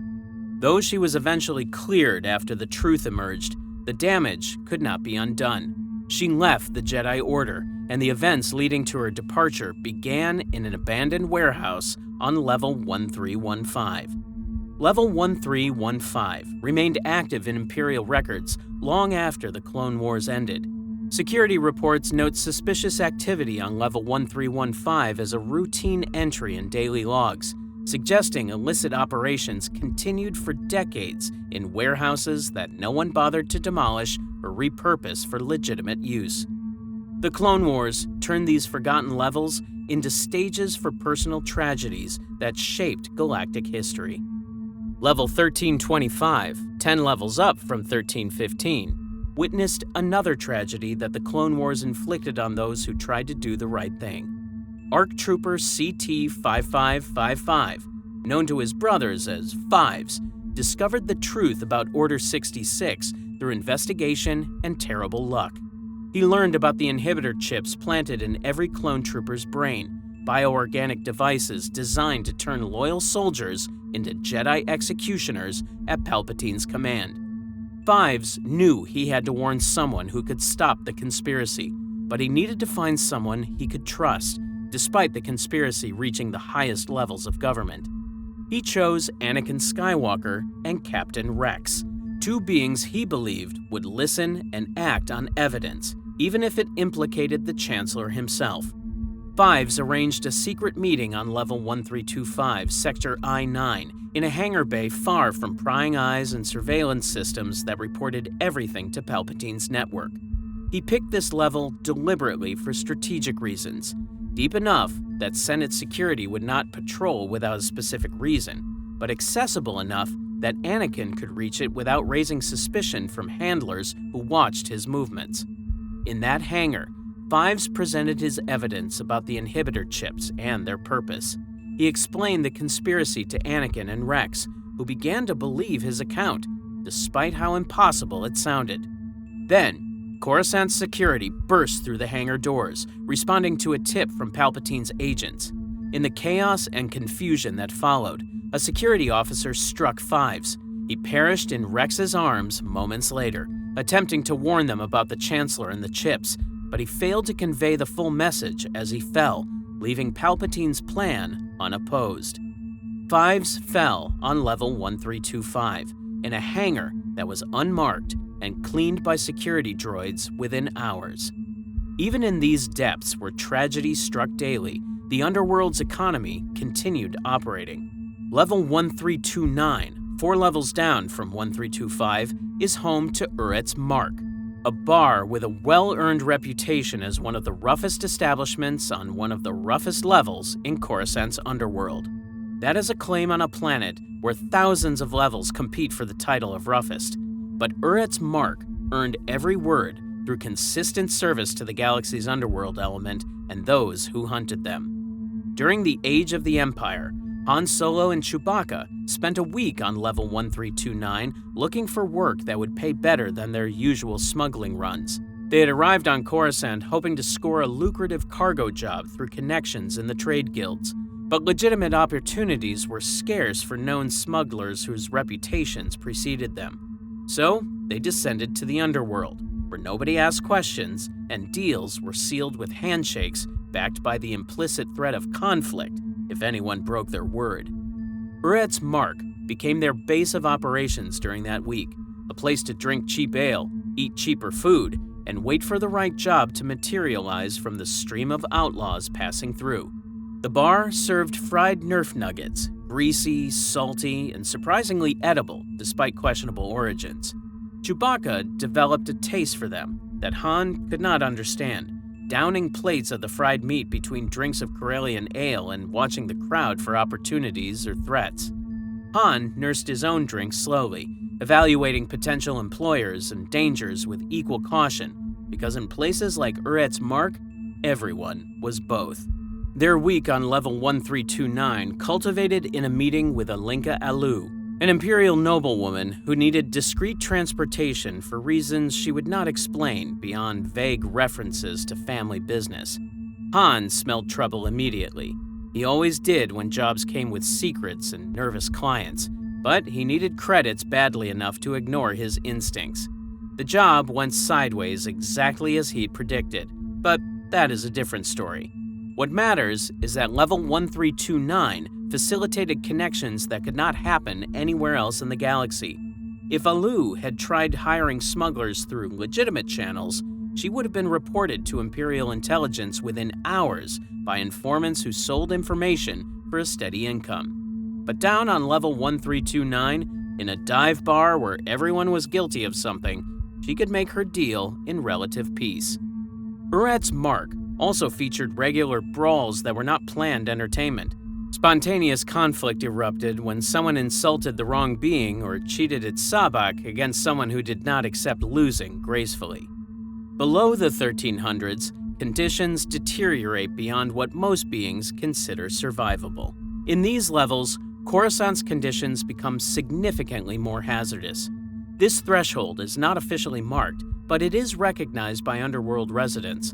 Above it, the lower levels are dangerous but functional, while below it, infrastructure failures and environmental hazards make the levels largely uninhabitable. The levels down here are so old that their construction predates recorded history by thousands of years. The buildings have deteriorated into ruins that remain unstudied due to dangerous conditions, and systems fail in ways that cannot be repaired because no one remembers how they work or what they were supposed to do. The air itself becomes a hazard, growing thinner and more toxic with each level descended, which is why official records list these levels as uninhabitable due to toxic air, structural instability, and other environmental hazards. Yet legends persist about what exists in the deepest levels.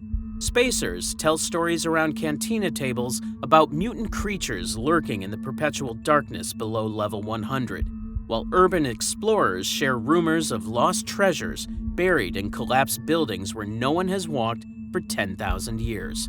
Conspiracy theorists insist that secret Imperial facilities operated in these depths, conducting experiments that could not be allowed on the surface world. where witnesses might ask inconvenient questions. Some of these stories have a basis in fact, though verification is difficult without expeditions into hazardous areas. Most citizens believe they know where Coruscant City ends. They are wrong. Level 5 represents the official floor of habitable Coruscant in most citizens' understanding.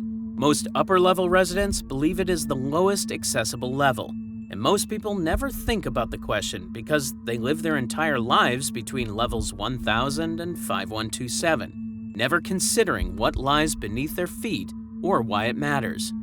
Princess Leia Organa believed level 5 was the bottom, until her friend Amilyn Holdo corrected her during one of their youthful adventures. Young Leia, full of confidence and privilege that came from being raised in palaces, stated with absolute certainty that level 5 was as low as anyone could go. Holdo challenged the assumption, asking where that information came from. Leia's answer, that everyone knew it, revealed the limits of common knowledge even among the galaxy's educated elite. Everyone was wrong about something basic because they had never questioned what they were told, and Holdo delighted in proving it. Level 5 is characterized by deteriorating infrastructure and minimal services. The buildings are utilitarian blocks built during Coruscant's first major expansion thousands of years ago, designed for function over form. They are solid durasteel and duraplast construction, built to last for centuries, and they have succeeded far beyond their creators' expectations. People live here out of necessity rather than choice, scraping by in the cheapest housing on the entire planet. The level attracts the desperately poor and those hiding from debts or warrants that would catch up with them on higher levels, where records are checked more carefully. Basic services exist on level 5, but they are unreliable in ways that cost lives when systems fail.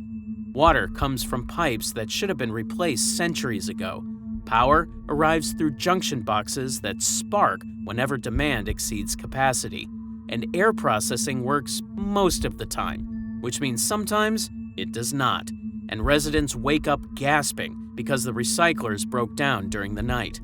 Outages happen regularly enough that residents keep emergency supplies and backup plans, knowing they might go days without services that upper-level citizens take completely for granted. The population of level 5 lives one level above level 4, which is officially forbidden, and 2 levels above level 3, which is sealed entirely. The levels below level 5 exist in official records only as warnings and restricted zones. Young Leia learned that everyone was wrong in the most direct way possible when Amilyn Holdo decided they should explore level 4 during one of their adventures together. The official records said it was inaccessible, sealed off for safety reasons that no one bothered to explain beyond vague warnings about structural instability. But Holdo took that as a challenge rather than a deterrent, because telling her something could not be done was the surest way to make her do it. She found maintenance shafts that led down into the forbidden level, access tunnels that had not been sealed properly, and weak points in the barriers that kept ordinary citizens from descending. With Leia in tow, reluctant but curious despite her better judgment, Holdo descended into level 4, carrying nothing but a flashlight and determination to prove something everyone knew was wrong. The level had no functioning lighting systems, so Holdo's flashlight revealed crumbling architecture and thick dust that made breathing difficult, while the structures showed visible signs of settling under the weight of the levels above with unstable floors and ceilings. Despite the hazards, Holdo searched for the museum she had heard about that supposedly contained artifacts from Coruscant's earliest history. She found it tucked into a forgotten corner of level 4, a building that predated the Republic by thousands of years. It had been a museum once, hosting artifacts from Coruscant's early history when the planet still had oceans and forests and species that were not human. Now, it stood abandoned and sealed for centuries. Display cases held objects that no one alive remembered the purpose of anymore, while sculptures depicted species that might be extinct or might have evolved into something else. Text plaques explained exhibits in languages that required translation software to read, and even then, the meanings came through garbled and uncertain. Holdo and Leia explored the museum's halls, which contained artifacts from civilizations that predated the Republic. The experience demonstrated that Coruscant's construction had buried entire eras of history beneath newer levels. Levels 2 and 3 remained sealed not just for safety, but for secrets the Empire wanted buried. Below Level 4 lie Levels 3 and 2, officially sealed and designated as completely inaccessible to anyone without special authorization, which is almost impossible to obtain. Security barriers block every known entrance with redundant systems, while droids patrol the few maintenance shafts that descend this far, programmed to turn back anyone who tries to enter and report their attempt to authorities. The official reason given in public records is safety. These levels are structurally unsound, prone to collapse, filled with toxic gases that are fatal within minutes, and devoid of anything worth salvaging. The unofficial reason that circulates in conspiracy theories is much darker. The Empire did not want anyone discovering what was down there. Unverified rumors describe secret facilities on Levels 2 and 3 that operated during the Imperial era.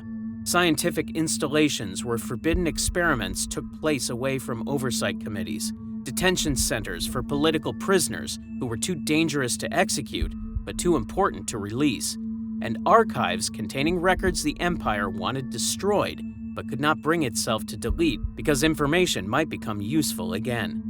Whether these rumors contain any truth, or whether they are paranoid fantasies, is impossible to verify without breaching the barriers, and no one who has tried has come back with evidence that settles the question. Some beings did enter, despite the barriers and warnings. Urban explorers and treasure hunters risked everything to descend into the sealed zone, driven by curiosity or greed, or the belief that things forbidden must contain something valuable. A few returned with tales of empty corridors and collapsed structures. Nothing exciting, nothing worth the risk they had taken, while others returned disoriented, unable to clearly describe what they had encountered.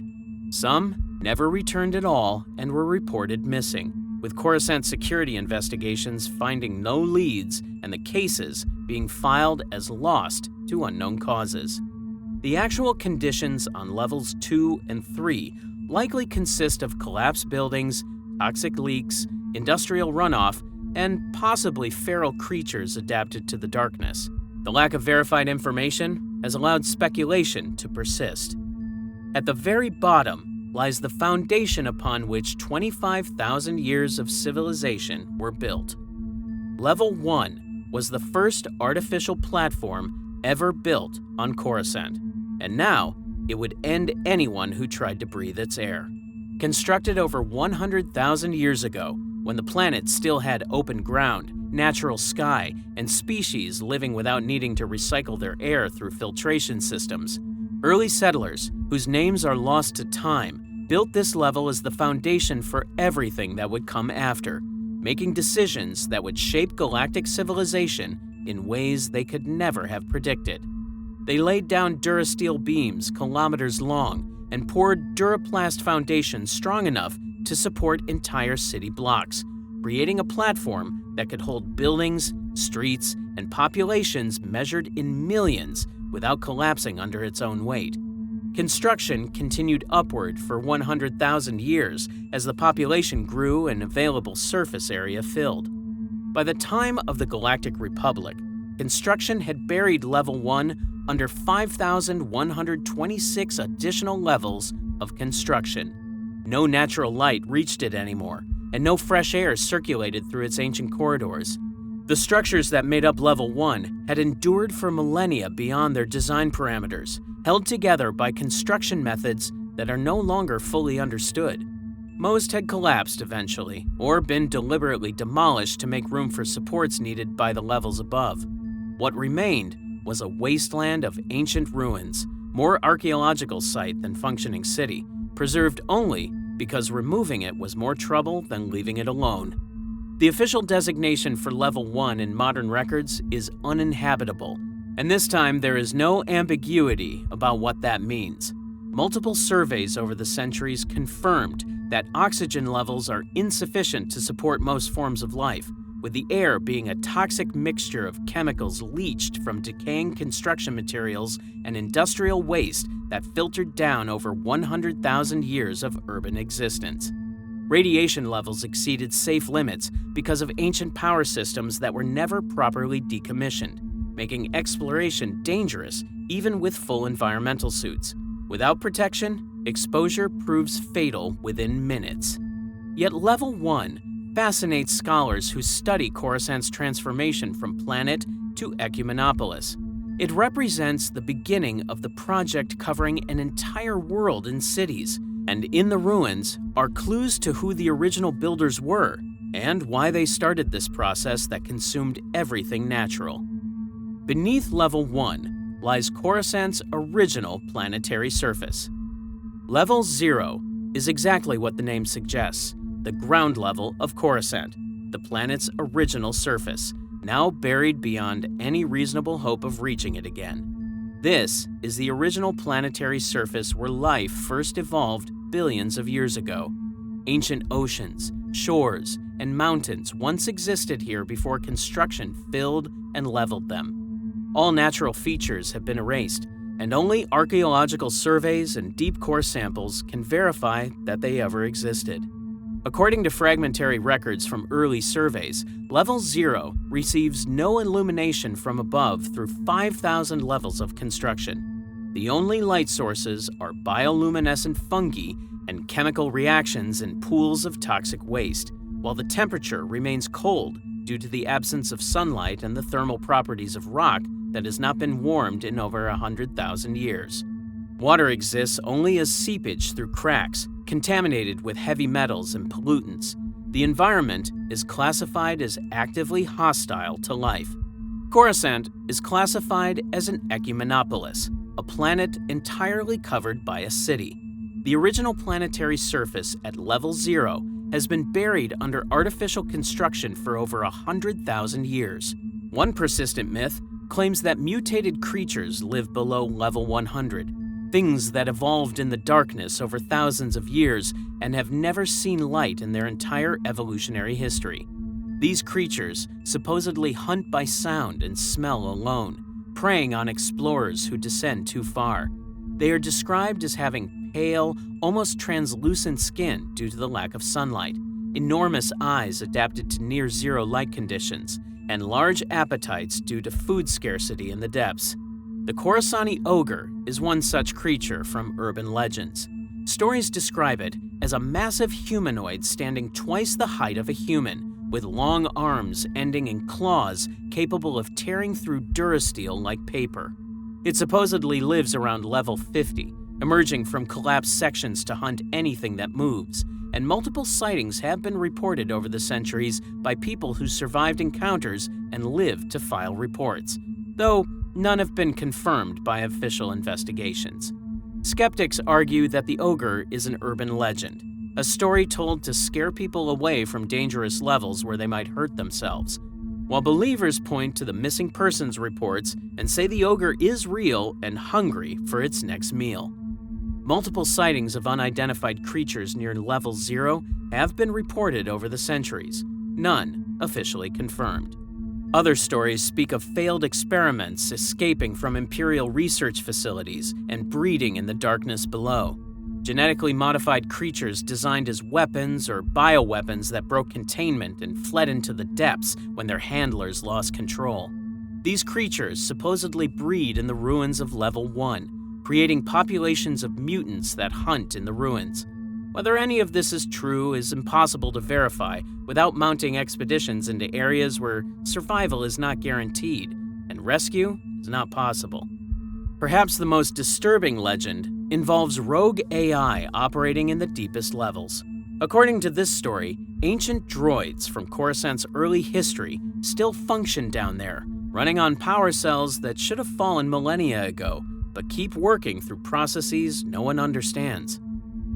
We have descended from Level 5127 to Level 0, covering the full vertical span of Coruscant's construction. The journey included the Senate District and the Jedi Temple at the surface, the entertainment districts in the 3000s, the underworld of the 1300s, and the uninhabitable depths below level 100. Each level represents a different era of construction and function within the Ecumenopolis.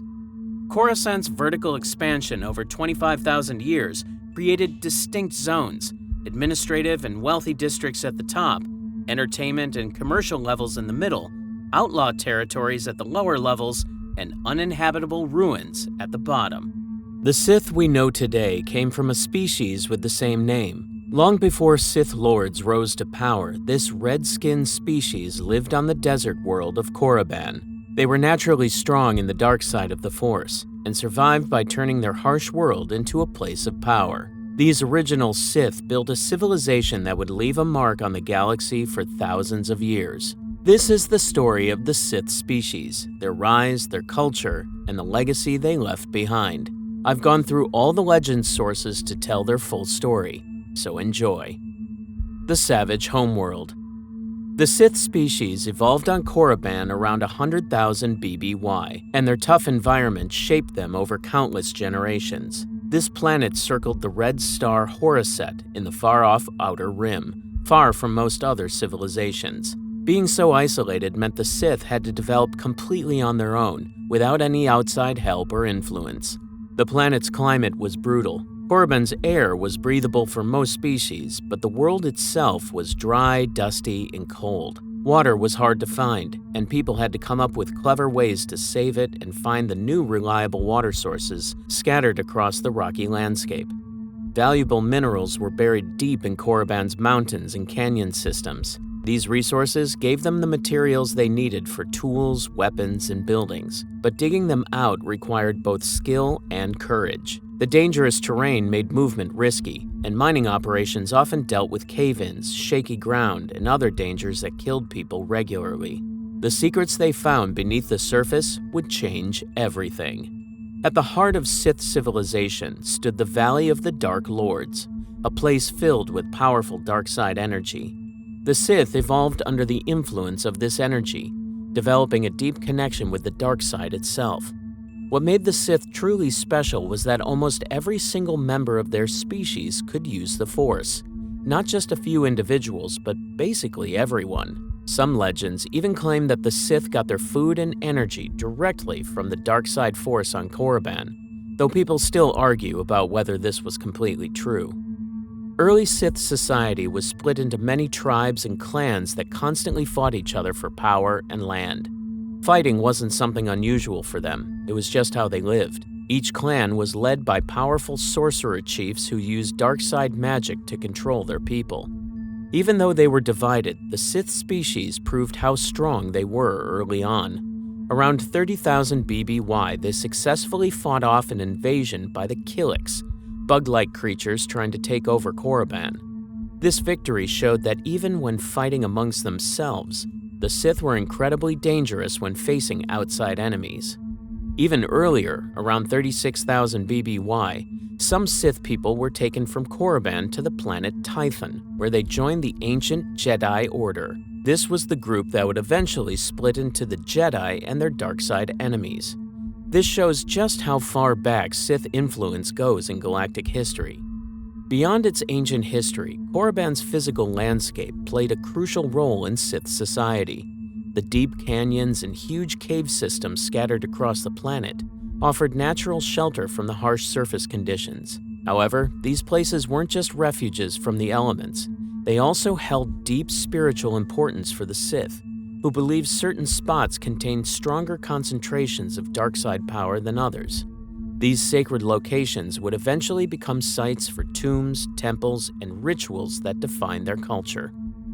The planet's dangers didn't end with the terrain. Korriban's wildlife made daily life even more dangerous. The most well-known creatures were the Tukata, massive dog-like predators changed through alchemy to guard Sith tombs. Since they were naturally Force-sensitive, they became perfect protectors of sacred places and hidden knowledge. Even more dangerous were the Terentatic. These creatures were created through Sith alchemy and designed to hunt Force users. The Terentatics fed on Force-rich blood, which meant they hunted Sith purebloods exclusively. The Sith would use these beasts as weapons against their enemies, but they always feared the inevitable payback. By creating such dangerous creatures, the Sith had to constantly watch their backs, even from their own creations. The constant danger from these beasts meant everyone had to stay alert and be good at fighting. Survival required more than just force powers. It needed real combat training, awareness of your surroundings, and the willingness to fight when necessary. These pressures created the aggressive, strength-focused culture that would define the Sith for thousands of years. Korriban's conditions forced each generation to prove they were strong enough to survive. This brutal cycle favored those with the strongest connection to the Force and the most determination to push through. What they learned here would be written into their very genes, shaping generations to come. The genetics of the Sith. The Sith species developed features that made them distinct from other humanoids across the galaxy. It's important to understand that Sith purebloods were not simply red humans. They were an entirely separate humanoid species with their own unique biology. Legend sources describe Sith purebloods with skin tones ranging from deep crimson to obsidian, with some individuals showing lighter red or pink hues. Their tough hides gave them an instantly recognizable appearance. Their hands and feet typically had 3 clawed digits, with 2 pointing forward and 1 back, though individual Sith showed considerable variation, with some having 4 or 5 digits instead. These digits ended in sharp claws that added to their fearsome reputation. They also had unique facial traits that set them apart. 2 thick, fleshy tendrils hung from their cheeks or jaws, while additional tendrils called cartilaginous eyebrow stalks protruded from their temples. They had small noses with broad nostrils, sharp teeth, and sometimes cranial horn-like bumps. Along with prominent bone ridges, these details gave Sith purebloods a striking and intimidating look. Many also displayed glowing yellow eyes, a natural characteristic of their species. Physical size and abilities varied by caste. The Massassi warriors were generally taller and stronger than others, fitting their role as shock troops. Despite having small ears, they possessed incredibly keen hearing and sharp senses that made them excellent hunters and fighters. The Kisai priest caste, meanwhile, often resembled typical humanoids in build, though their strength lay in their mastery of the Force rather than raw muscle. One lesser-known trait noted in legends is that the Sith often showed a tendency toward left-handedness. This was reflected in their signature weapon, the Lanvarok, a disc thrower designed specifically for left-handed use. Most importantly, the Sith were deeply connected to the Force. The entire species was strongly Force-sensitive, with a genetic predisposition far higher than baseline humans or most other species. According to the Book of Sith, the Sith species was driven by hunger, rage, and the dark side itself. Their connection to the Force went beyond what other species experienced. Some sources suggest they could even draw sustenance directly from dark side energy. Whether literal or symbolic, this deep bond gave them advantages in survival, combat, and dark side techniques that other beings needed years of training to achieve. This biological connection shaped every part of their lives. Sith children often developed Force awareness before they could walk or speak, weaving the Force into the very fabric of their daily existence. The dark side wasn't just something they learned, it was part of their biology, passed down through their bloodlines from one generation to the next. Yet this gift also created weakness. Their reliance on passion could lead to rash choices and internal conflict. The same hunger that made them powerful also made them vulnerable to their own emotions. These traits shaped everything. They determined who survived Korriban's harsh world and built the caste system that would define Sith society for millennia. Society and the caste system. Sith society was highly organized by rank. Roles and responsibilities were assigned by birth under a rigid caste system confirmed by the legend sources. These castes were sometimes called subspecies, though members of different castes could still interbreed and produce healthy offspring. This structure gave Sith civilization stability and order that lasted for generations. Unlike later Sith orders that emphasized personal advancement through conflict, the original system relied on inherited specialization. Each caste developed skills that supported the larger whole. At the top stood the Kisai, the priest caste who served as both spiritual and government leaders. Legend sources describe them as scholars of Sith magic and alchemy, just as ruthless as the Massassi, but more intelligent and watchful. They relied on cunning and knowledge rather than brute force. The Kisai guided society through sorcery and tradition, preserving knowledge through oral teaching, texts, and later holocrons, devices adapted from Rakatan technology and refined into advanced repositories of Sith lore. As bridges between the living and the dark side, they tended the tombs of fallen Dark Lords and performed ancestor rituals. These rites were believed to draw wisdom from the dead, especially in the Valley of the Dark Lords, where tomb complexes housed kings and warriors. Through offerings and ceremonies, they bound the living Sith to their ancestors, preserving not only faith but also access to hidden knowledge. Beyond preserving the past, the Kisai also performed darker rituals that defined Sith culture. They conducted blood sacrifices to their gods and prepared blood soup, a ritual drink made from the blood of sacrificed beings. These practices were not seen as evil or wrong. To the Sith, violence and war were as natural as peace, simply different parts of life.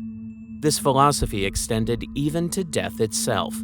When a Sith Lord died, the Kisai oversaw burial customs that reflected the brutal nature of their society.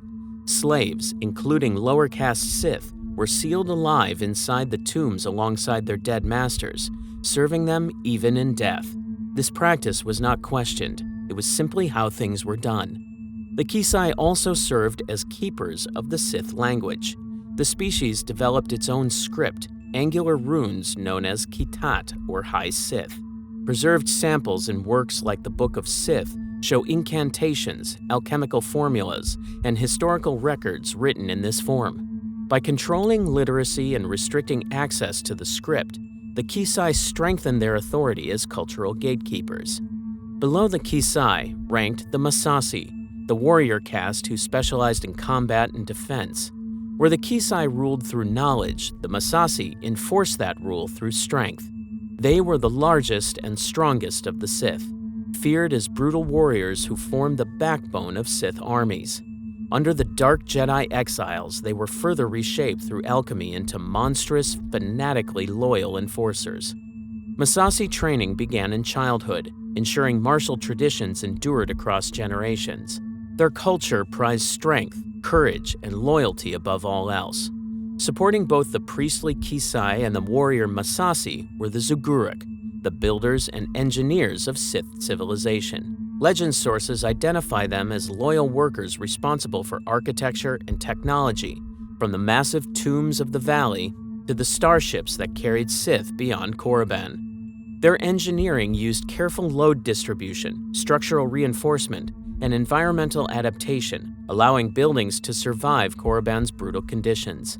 Some tombs included defensive features, hidden chambers, and traps to protect treasures from thieves and rivals. Despite centuries of storms, war, and deliberate destruction, many Zuguruk structures remain standing today. At the bottom of Sith society were the Grothu, the slave caste. According to the Book of Sith, the Grothu were a mixed group of species, slaves from different backgrounds forced into menial labor, mining, construction, farming, and household service. Treatment varied by task. Mining was especially lethal, with cave-ins and toxic conditions claiming lives regularly. Construction offered slightly better conditions, though the work remained dangerous. Domestic service was the safest, though it meant constant proximity to masters who could punish or kill at will. Yet across all roles, freedom and advancement were nearly impossible. The caste system created clear expectations and maintained order. Children inherited their parents' positions and began training early, ensuring each generation knew its place and purpose. However, the system's rigidity also created weaknesses. Talent in lower castes often went wasted, while incompetence in higher castes went unchecked.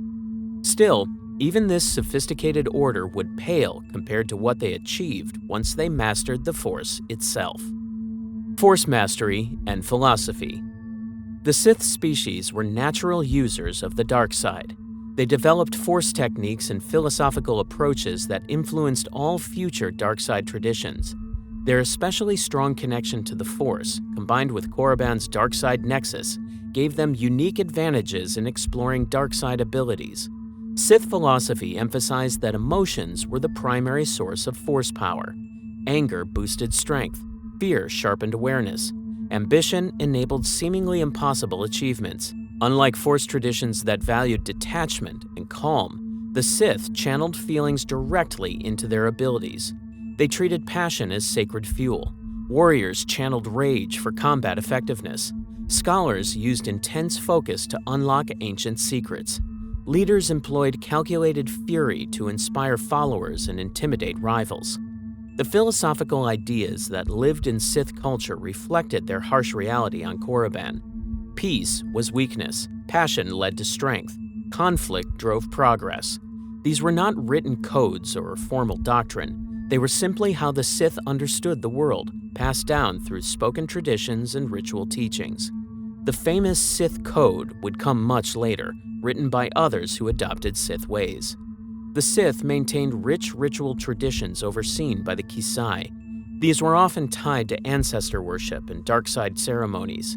Group rituals sometimes involved combining multiple participants' Force abilities to achieve effects impossible for individuals alone.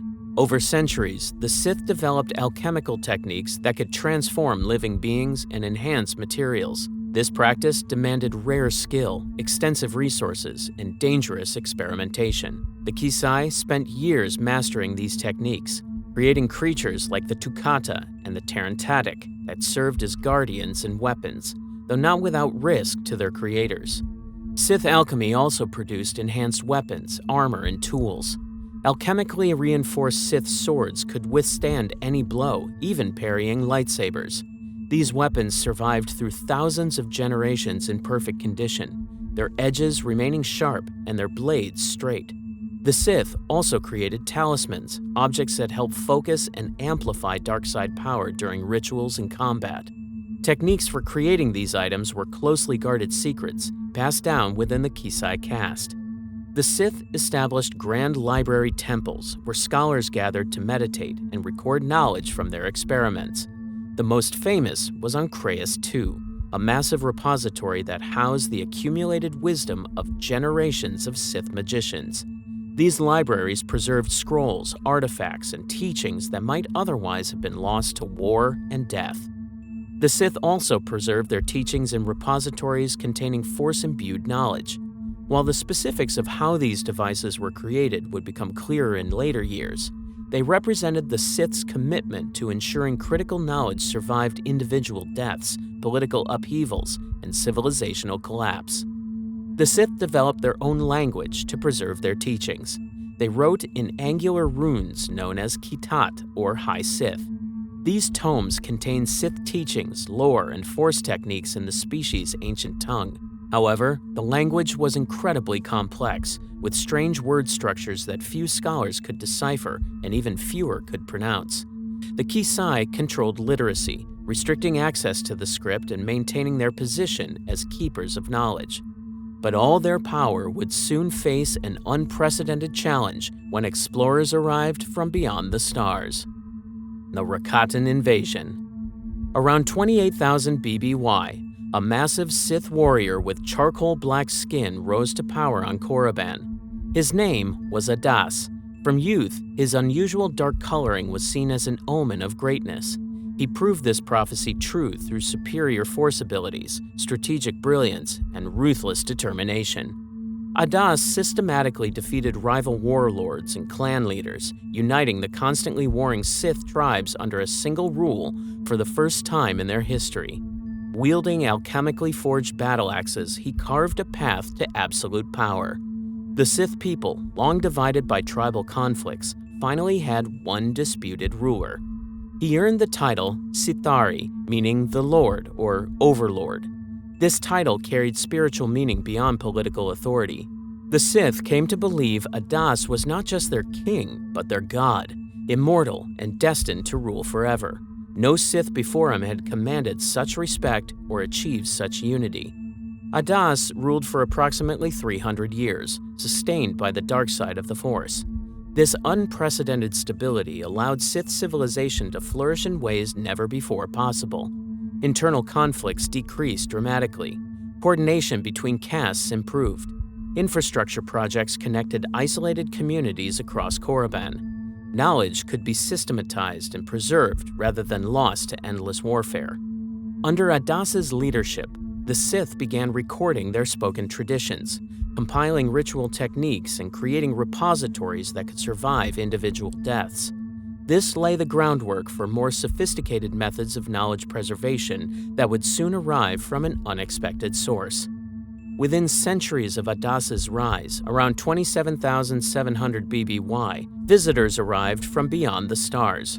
The Rakatan Infinite Empire controlled vast galactic territories through advanced technology and force-based domination. They had conquered countless worlds and enslaved numerous species.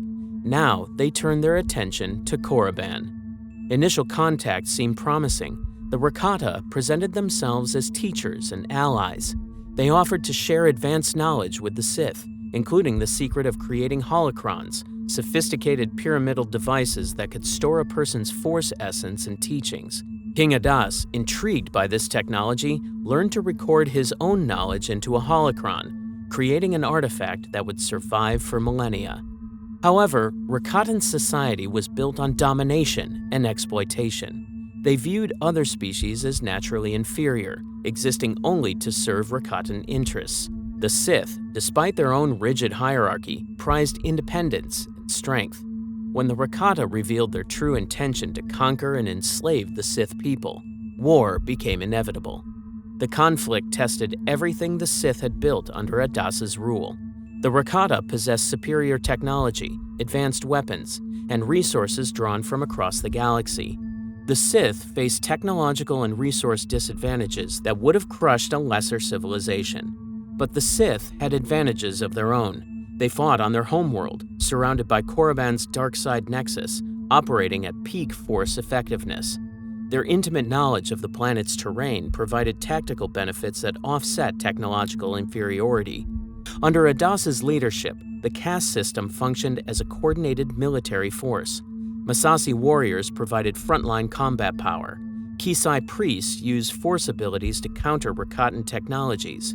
Zaguric engineers worked to understand and adapt captured equipment.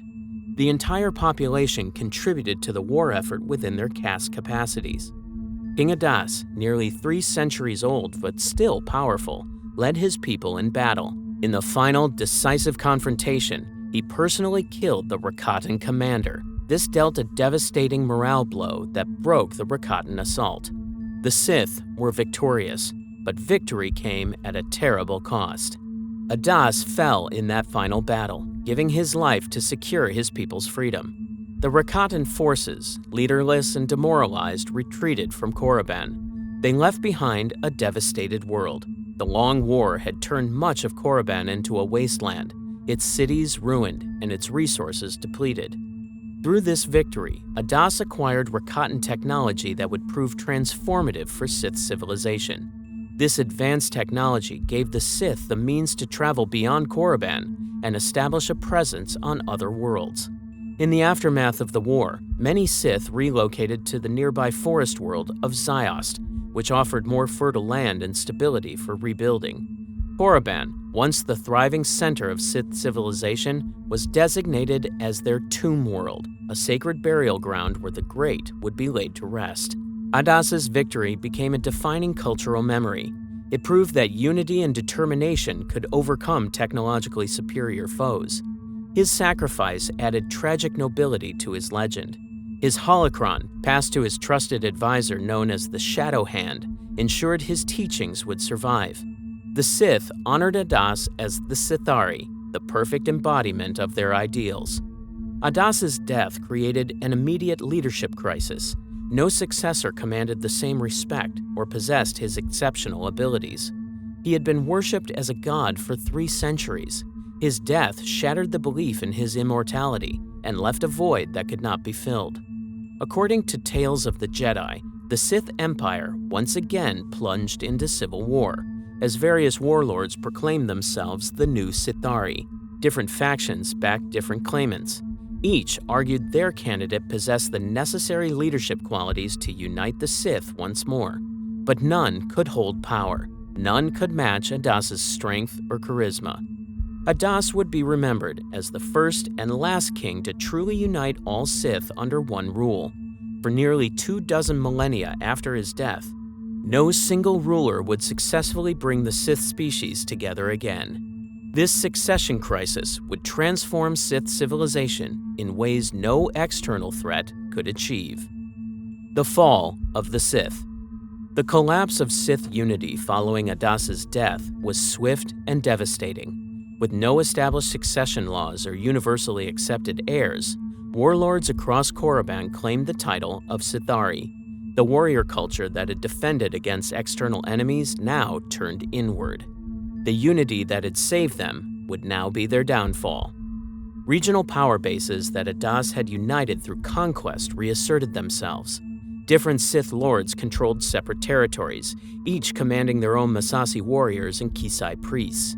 What had been a single kingdom broke into rival territories, each seeking to recreate Adas's empire under their own rule.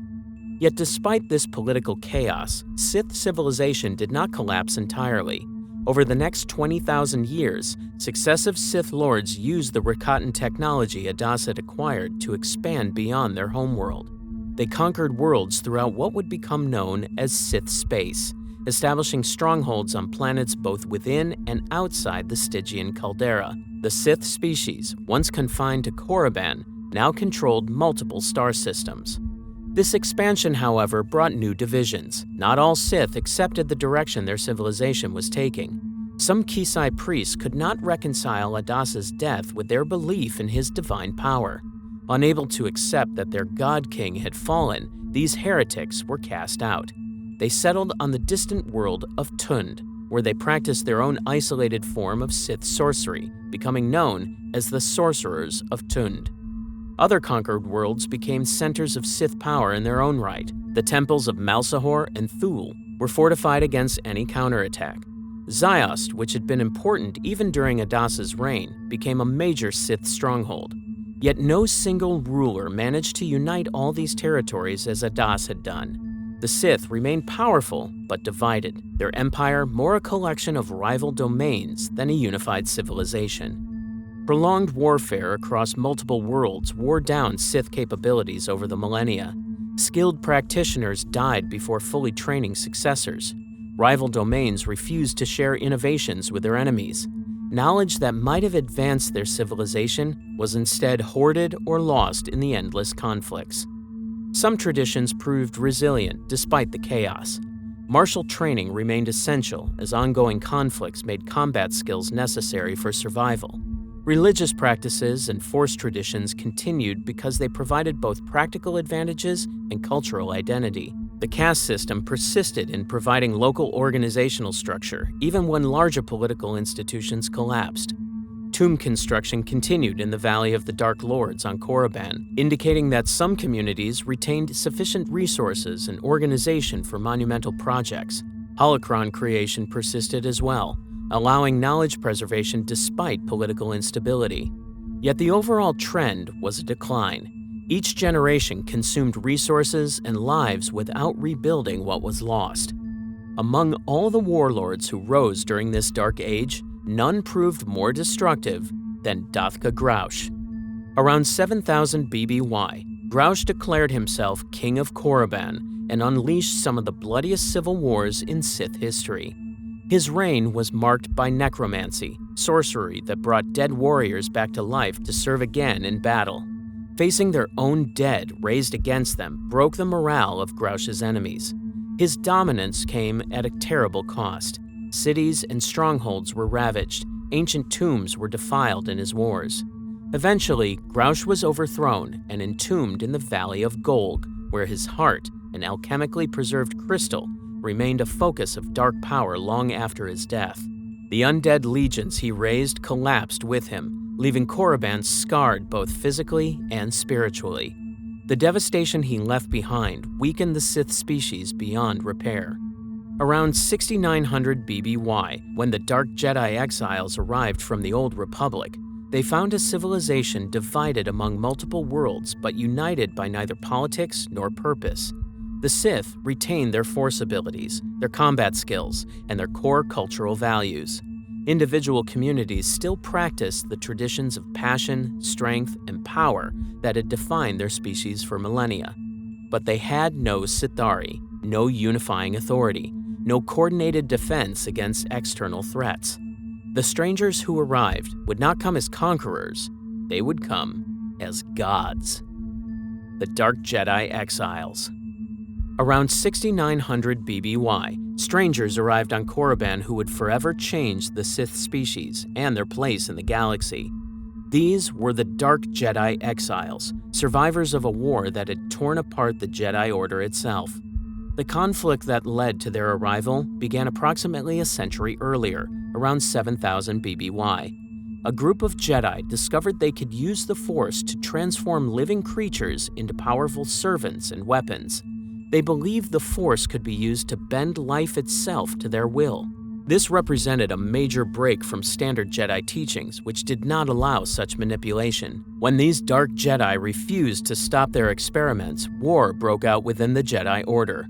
The conflict lasted more than 100 years, destroying countless worlds.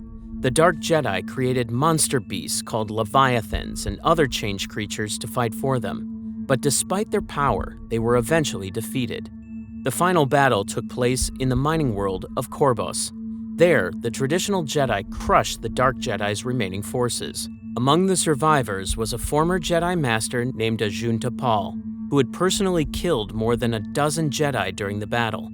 But even his skills could not prevent their defeat. Rather than kill their defeated enemies, the winning Jedi chose exile. They took away all the Dark Jedi's weapons and loaded them onto a drone starship with no navigation equipment. The ship was programmed to carry them far beyond Republic space, to an unexplored region of the Outer Rim where they could never threaten the Jedi again. This act of mercy would have results no one could predict. The drone ship drifted through hyperspace, guided only by the dark side of the Force. The exiles had no way to control where they went. They had no weapons to defend themselves. Many believed they would not survive.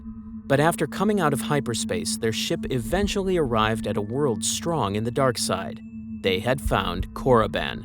The Sith species greeted these strangers with suspicion and fear. Sensing the Dark Jedi's power, the Sith tried to drive them away using illusions and sorcery. Some of these displays were impressive, showing the natural Force abilities the Sith had. The Sith were eager to protect their secrets and prove themselves against these intruders. But the Dark Jedi, though weaponless, were far more skilled in using the Force. Years of war had improved their abilities beyond what the Sith's tribal sorcerers could match. Even the most talented Sith could not stand against them. The Dark Jedi used the Force itself as their weapon, beating the Sith through better knowledge and training. Eventually, the Sith gave up. Recognizing the overwhelming power of these strangers, they accepted defeat. What followed was not partnership, but conquest. The Dark Jedi took control of Sith society step by step. Ajunta Pall, one of the most powerful exiles, challenged and killed Korriban's ruling king, Haka Grum Grouch. By taking the throne through combat, Pall made himself the new ruler and claimed the title Janari, meaning Dark Lord of the Sith. Other Dark Jedi similarly made themselves rulers and teachers across Sith territories. The conquered Sith, especially the Massassi warriors, lived only to serve their new masters. The Dark Jedi adapted the existing caste system to their needs rather than destroying it. Warriors fit in with Massassi traditions. Those interested in alchemy found common ground with Kisai priests. The structures the Sith had built over thousands of years provided frameworks for bringing the newcomers into positions of power. Over time, what began as a conquest changed into something more complicated.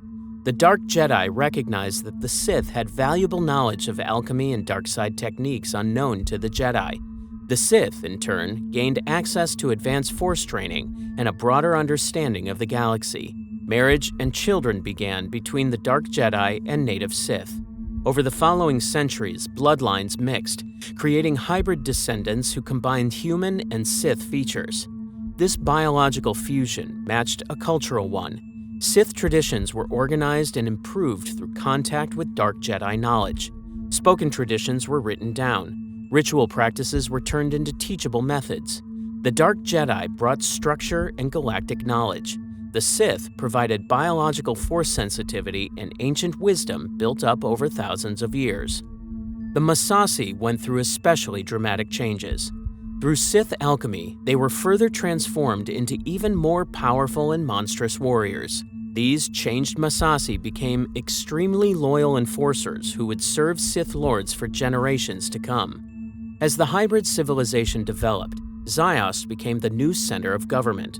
The planet's better environment allowed large-scale city building and industrial growth that devastated Korriban could not support. Korriban remained important as a sacred burial ground, but Ziost became the capital world where Sith Lords built their palaces and fortresses. The fusion of Dark Jedi and Sith created something new. Neither purely the species nor purely the exiled Jedi, this hybrid civilization combined the force abilities of both groups. Over nearly 2,000 years, this hybridization continued. By the time of the Great Hyperspace War around 5000 BBY, almost all Sith had mixed heritage. Pureblood Sith had become increasingly rare. This hybridization marked a transformation in what Sith meant. The term expanded from referring to a species to describing an order of dark-side users. The philosophical ideas that would eventually be formalized into the Sith Code began taking shape during this period, blending the passionate, strength-focused worldview of the original Sith with the Dark Jedi's rejection of Jedi limitations. The strangers who arrived as gods had created an empire, and that empire would one day threaten the entire galaxy. The Great Hyperspace War.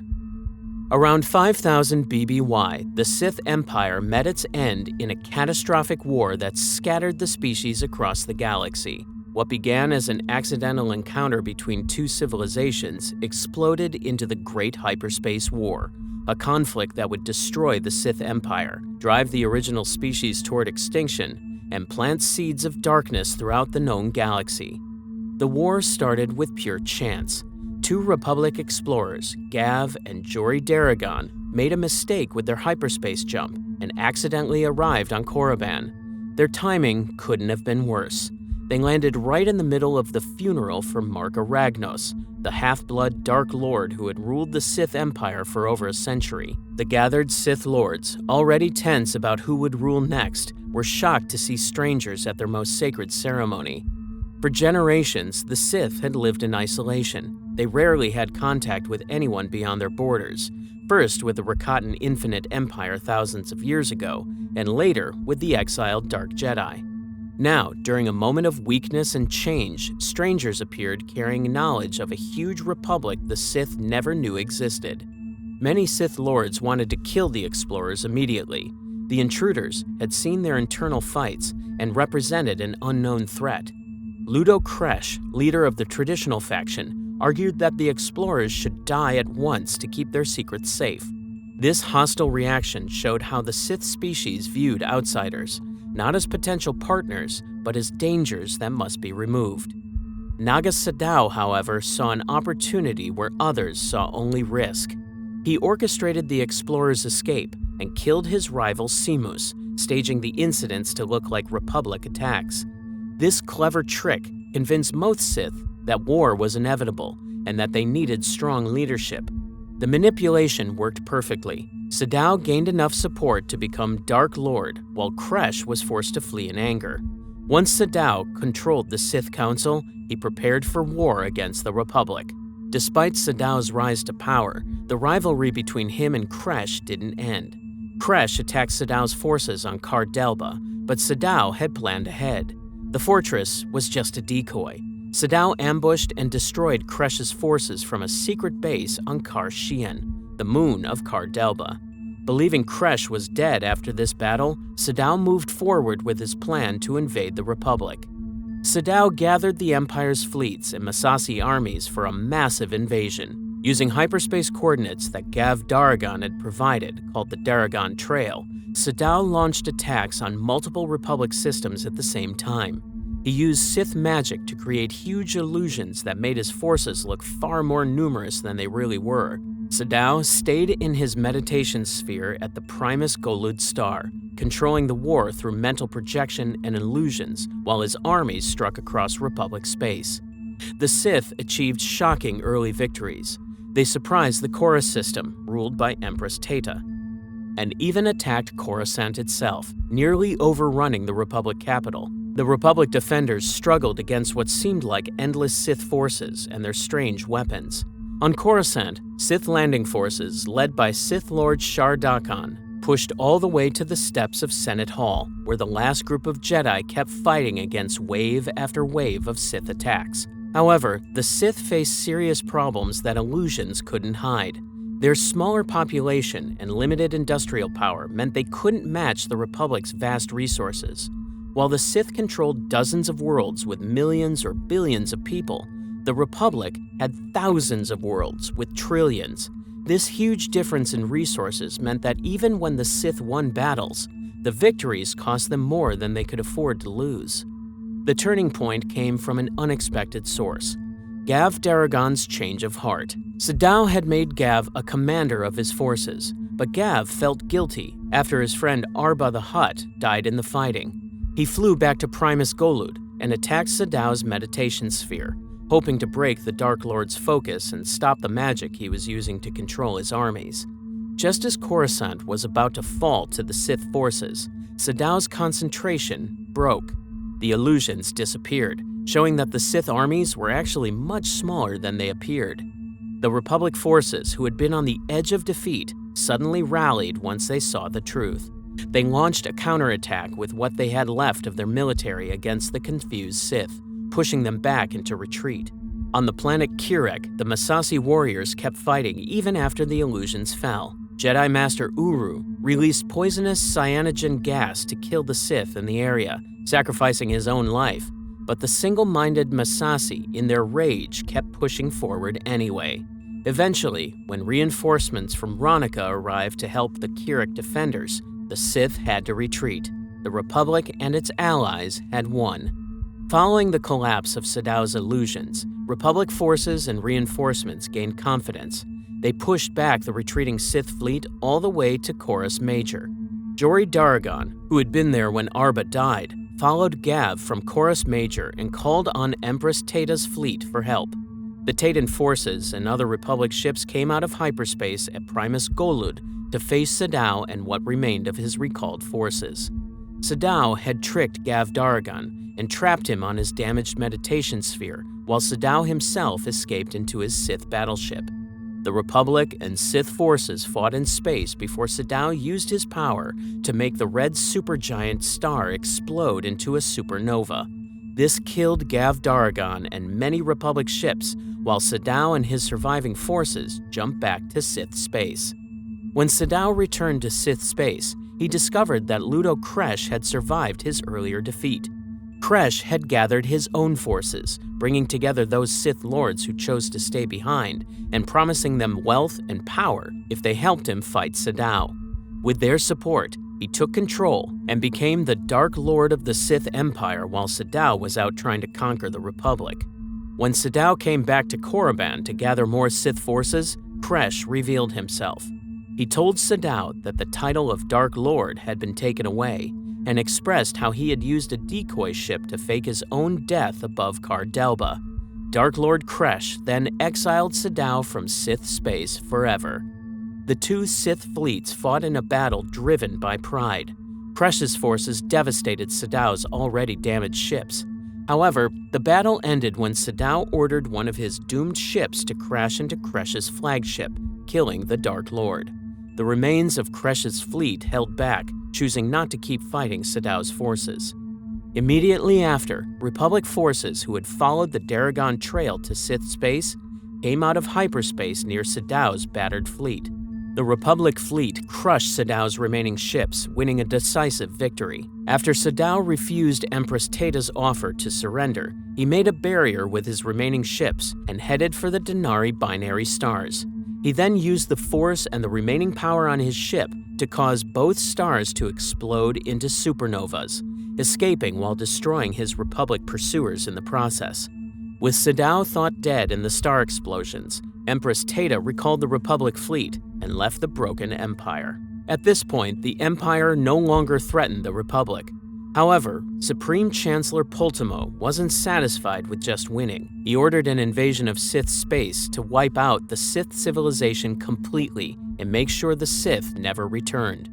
The Republic's and Jedi's mission was to leave no remnants of the Sith Empire. Hundreds of Republic warships invaded the Stygian caldera to attack the confused Empire, which was still in chaos after the death of their leader, Ludo Kresh. The Jedi Order also invaded with their Jedi shadows, looking to destroy everything they found about Sith teachings and ways. Together, the Jedi and Republic destroyed Sith Lords, their artifacts, talismans, and strongholds, eventually forcing the Sith to the point of surrender. During this period, Jedi Master Odan-Ur used a unique way to fight the Sith. Instead of hurting them, he took away individual Sith's power, stripping them of their ability to use the dark side. He used this technique so often on the Sith that he became an expert at it. Shar Dakan, now the acting Dark Lord with both Kresh and Sadao gone, had his Massassi warriors crash into the invading fleets in death charges as a last desperate option. The heavy casualties these tactics caused forced the Republic into a temporary retreat. Eventually, though, the Sith were driven to defeat. Many lower-class Sith killed themselves in rituals rather than be captured. Within a few years, the Empire fell apart completely. The Sith worlds were absorbed into the Republic. At the end of the Great Hyperspace War, most people widely believed that the Sith were extinct as both a religion and a species. Despite the thorough destruction, scattered groups of Sith managed to survive in 3 major groups. The first and most important group fled deep into unknown space.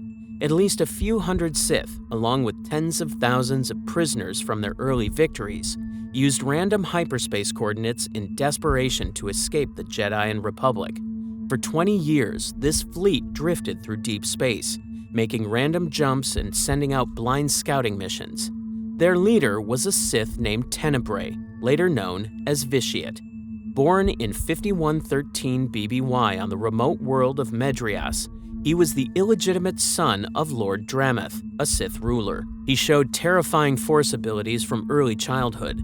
His black eyes showed no emotion, and even animals avoided him. By age 6, he had killed his own father and enslaved his village, bending thousands to his will. He soon declared himself ruler of Medrias, naming it Nathema. When the Great Hyperspace War ended in disaster around 5000 BBY, Tenebrae saw his opportunity.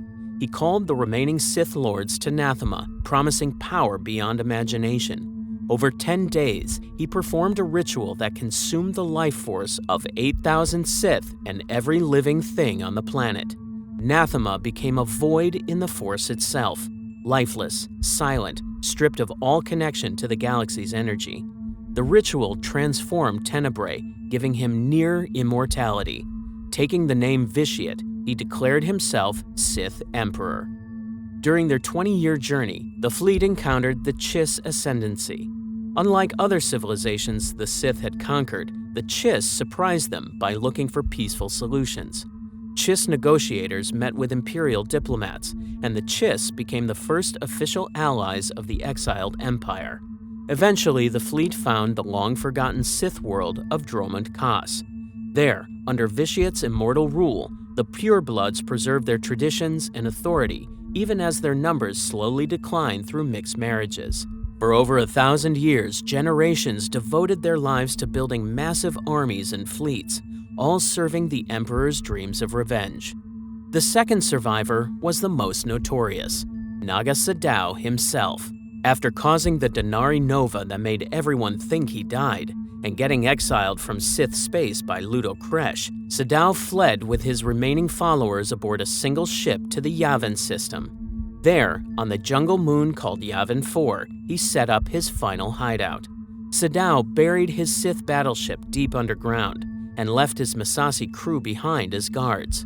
He ordered the Massassi to build a series of huge temples across the moon. These massive buildings were designed as dark side power sources. Using Sith technology as magic, Sadao sealed himself in a special chamber beneath the main temple's focusing room, putting himself in suspended animation. He promised to wait until someone came who could continue his dark teachings and bring about the new Sith Golden Age that Mark Aragnos had predicted.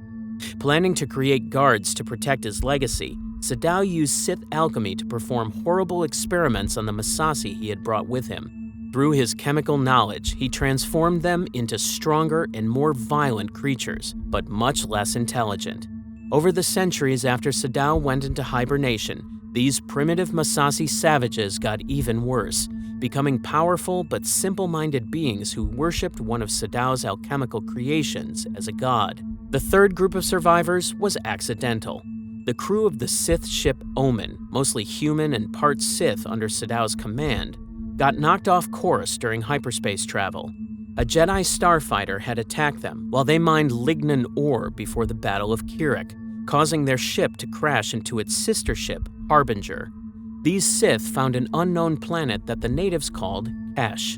The survivors conquered the native Kashiri people, who started worshipping them as godlike beings called the Skyborn from their legends. 15 years after landing, the remaining Red Sith, those with more pure Sith blood, tried using a deadly chemical to convince the colony to focus on getting off the planet. However, one human Sith who hated all Red Sith framed them for the attack and convinced her husband, the Grand Lord, to launch a genocide that killed every Red Sith on the isolated world. The scattering after the Great Hyperspace War sped up the decline of the pure Sith genetic line. Intermarriage with human and near-human populations became increasingly common as survivors tried to blend into existing communities to avoid detection and persecution. The distinctive Sith pure-blood physical features, red skin, facial tendrils, and bone spurs, became rarer with each generation. By the Old Republic era, several thousand years after the war, most people who identified as Sith were mainly human or near-human. They were descendants who kept cultural elements without keeping the original species' unique appearance. However, some pure-blood families survived. The reconstituted Sith Empire under Vitiate on Dromund Kaas featured Sith purebloods who maintained traditional appearances and customs. These survivors often held positions of cultural respect, even though they lacked their ancestors' political power. The genetic decline of the pure-blood Sith population meant a huge loss of unique biological ability. The natural force sensitivity and dark side connection that characterized the original species couldn't be fully replicated through training alone. The later Sith relied more heavily on discipline, philosophy, and ambition rather than the inborn abilities of their pure-blood ancestors. Nevertheless, the cultural and philosophical elements of Sith identity proved tougher than biological traits. Core beliefs about passion, strength, and power that defined the original species kept influencing practitioners regardless of genetic heritage. By the time of Darth Bane around 1000 BBY, after the Battle of Ruusan destroyed the Brotherhood of Darkness, the Sith species were considered long extinct. The original race of beings known as the Sith disappeared into history.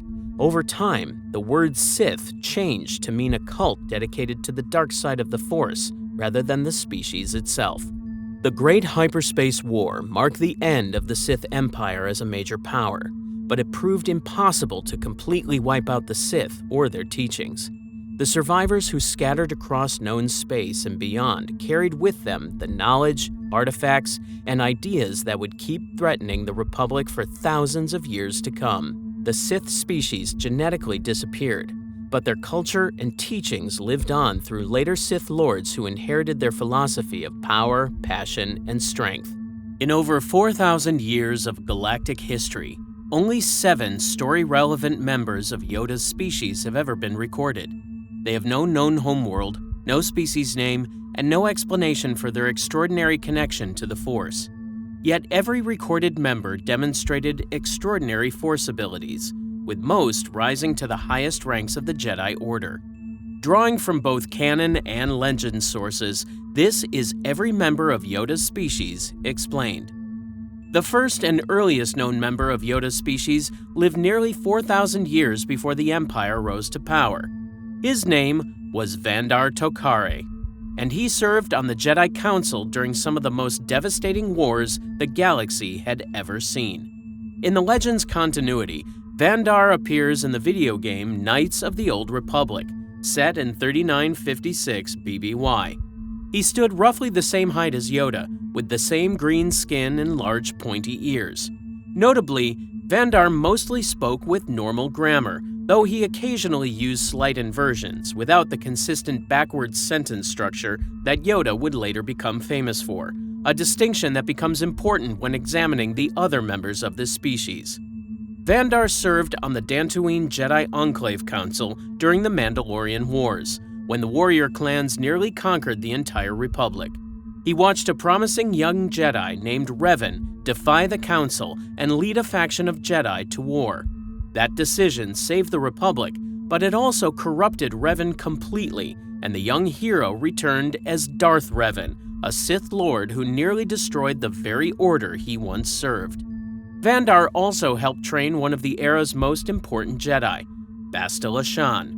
Her rare gift of battle meditation could turn the tide of entire wars by boosting Allied morale while crushing the enemy's will to fight. When Revan threatened to overwhelm the Republic with his Sith armada, Bastila's abilities became the Jedi's greatest weapon, and Vandar recognized her potential and helped nurture it. That training would prove decisive in the war to come. After Revan was captured and his memory erased by the Jedi Council, Vandar helped guide the former Sith Lord back to the light. He was present when Revan discovered the Star Forge, an ancient factory producing endless fleets for the Sith Empire, and he saw Revan make the choice to destroy the Star Forge rather than claim its power. For a brief moment, it seemed the Jedi had won. The victory did not last. 4 years after those events, in 3952 BBY, Jedi Master Atris secretly called a conclave on the planet Katar, hoping to identify the mysterious Sith threat that was systematically hunting Jedi across the galaxy. Vandar attended that gathering, unaware that Atris had deliberately leaked its location, hoping to draw out the enemy. The enemy who came was Darth Nihilus, a being of pure hunger who consumed life through the Force. Nihilus was not a typical Sith Lord because he had become something else entirely, a wound in the Force that fed on living energy. When Nihilus arrived at Katar, he consumed every living thing on the planet's surface, and millions died in an instant. Vandar Tokare, the first recorded member of Yoda's species, perished alongside his fellow Jedi. Only one being survived, a Miracula named Visas Mar, whom Nihilus took as his apprentice. Though Vandar had fallen to the Sith, he would not be the last of his kind to face them. Moving on, the second member of Yoda's species existed approximately 300 years later. His name was Oteg, and he rose to prominence in the Jedi Order around 3643 BBY during the Great Galactic War between the Republic and the resurgent Sith Empire. He served as a Jedi Master and Fleet Admiral, commanding the Republic's first expeditionary fleet from the bridge of the dreadnought Talos. Like Vandar before him, Oteg spoke with completely normal grammar and possessed tremendous wisdom and power. Unlike Vandar, Oteg took direct military action against the Sith. Oteg appears in the video game Star Wars: The Old Republic, where he learned through the Force ghost of Mitra Surik that a powerful Jedi had been held prisoner by the Sith Emperor for over 300 years. That prisoner was Revan himself, the redeemed Jedi who had destroyed the Star Forge centuries earlier. The Sith had captured him and kept him alive through the Force for 3 centuries of torment, and Oteg commanded the Republic fleet in an assault on the Maelstrom Prison, a secret Sith facility hidden in a deadly nebula, to free him. The attack succeeded, and Revan was freed, but victory came at a terrible cost. Grand Moff Rikus Kilran's Imperial Fifth Fleet ambushed Oteg's forces, trapping them between Imperial warships and the prison's defenses. Oteg ordered his fleet to buy time for the strike team completing the rescue mission inside the prison, knowing full well what it would cost him. In one possible outcome of the battle, Oteg's flagship was destroyed during the engagement, with the Jedi Master giving his life to ensure the mission's success. 2 members of Yoda's species had now given their lives in service to the Jedi. Bandar served on the Dantooine Enclave Council, while Oteg commanded Republic fleets. Both spoke normally, and both died confronting the Sith Empire. A pattern was emerging. These rare beings devoted themselves entirely to the light side of the Force, even when it cost them everything. But evidence suggests another member of this species may have served in an even darker time. The third recorded reference to a member of Yoda's species comes not from historical records, but from stone. In the Valley of the Jedi, on Ruusan, among the monuments commemorating the 7th Battle of Ruusan in 1000 BBY, stands a statue depicting a small figure with the unmistakable figures of Yoda's kind. The presence of this monument raises questions that have never fully been answered. The 7th Battle of Ruusan ended the 1,000-year conflict between the Jedi and the Brotherhood of Darkness. When Lord Khan faced certain defeat, he activated a thought bomb, a devastating Force weapon that destroyed the souls of every Force user caught in its blast radius. Lord Hoth led 99 Jedi into the caves where Khan waited, sacrificing themselves to ensure no Sith escaped. The explosion killed them all, and their spirits were trapped in the Valley of the Jedi, imprisoned between life and death for 1,000 years. The statue's presence among these monuments suggests a member of Yoda's species served in that final battle, though whether they died alongside their fellow Jedi or somehow escaped the thought bomb's effects remains unknown. What we do know is that Yoda himself later possessed knowledge about the valley and its trapped spirits, and he shared this information with other Jedi, including Kuran. Centuries later, that knowledge became critical when the Dark Jedi Jarek sought to absorb the valley's power for himself. Kyle Katarn stopped him, but only because the valley's existence had been preserved in Jedi memory.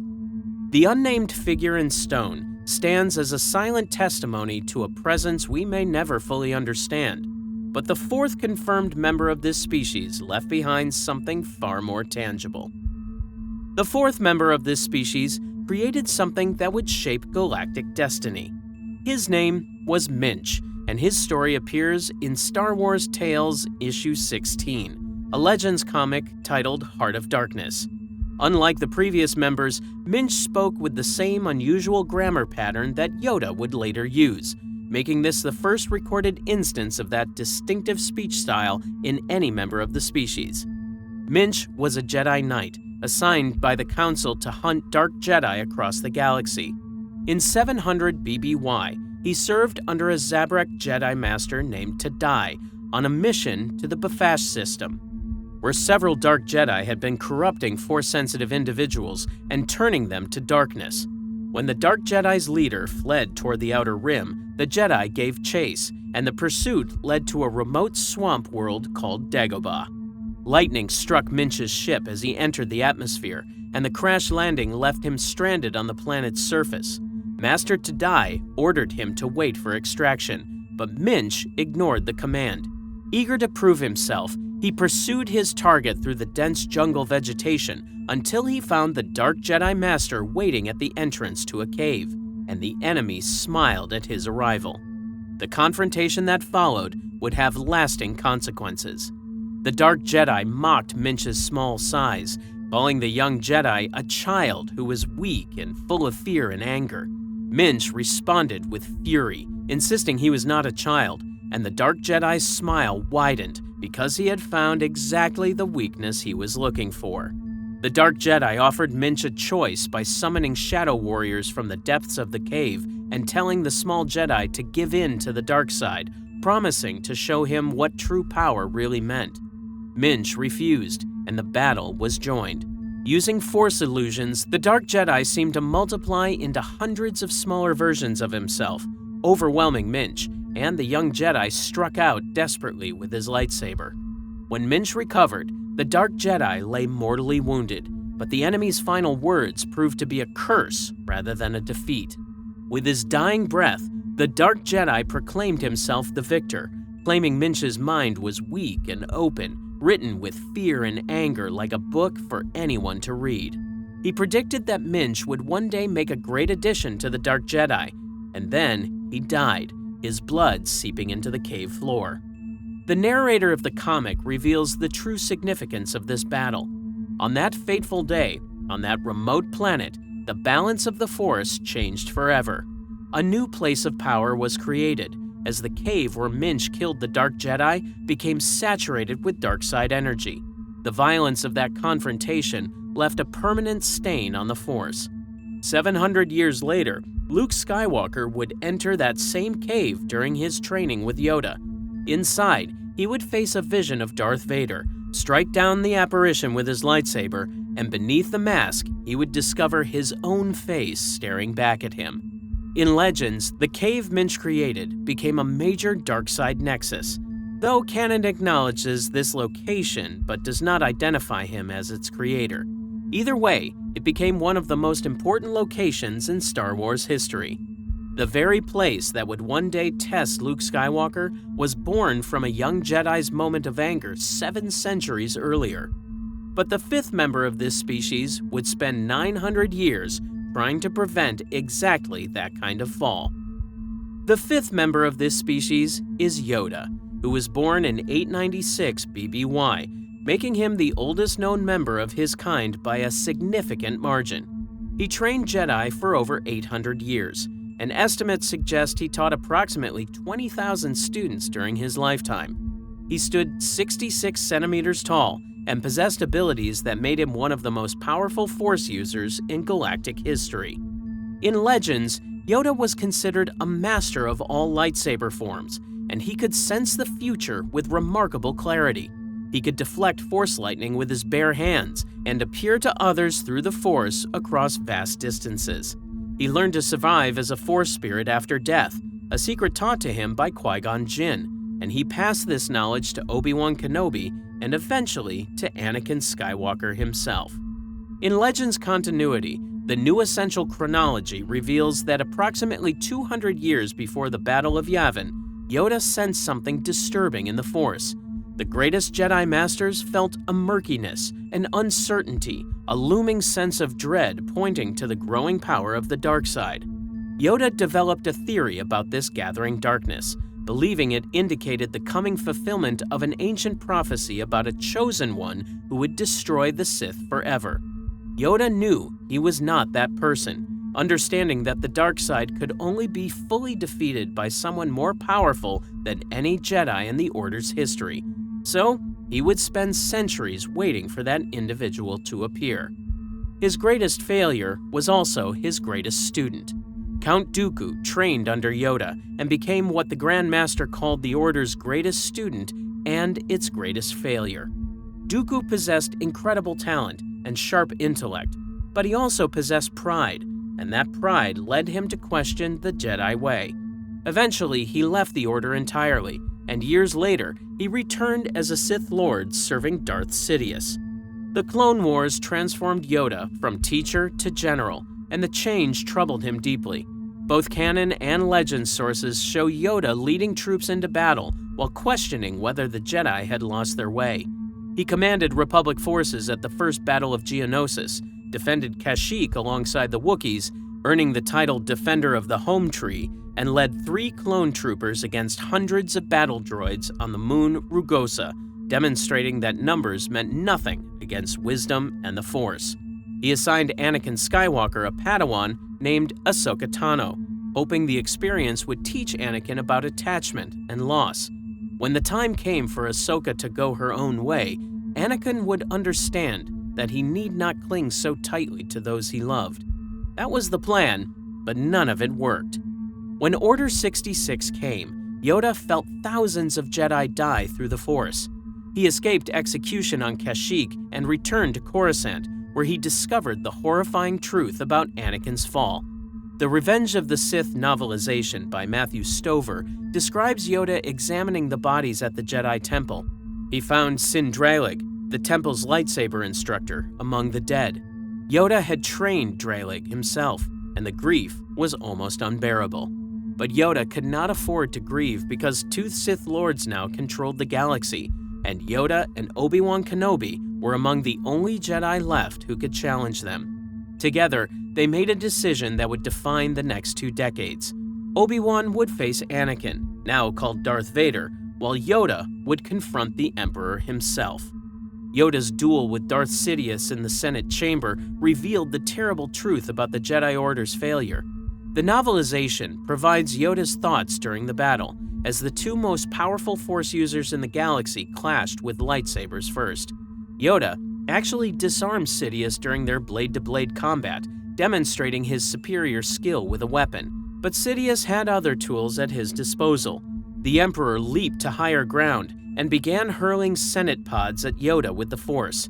As massive platforms crashed around him, Yoda had a terrible realization.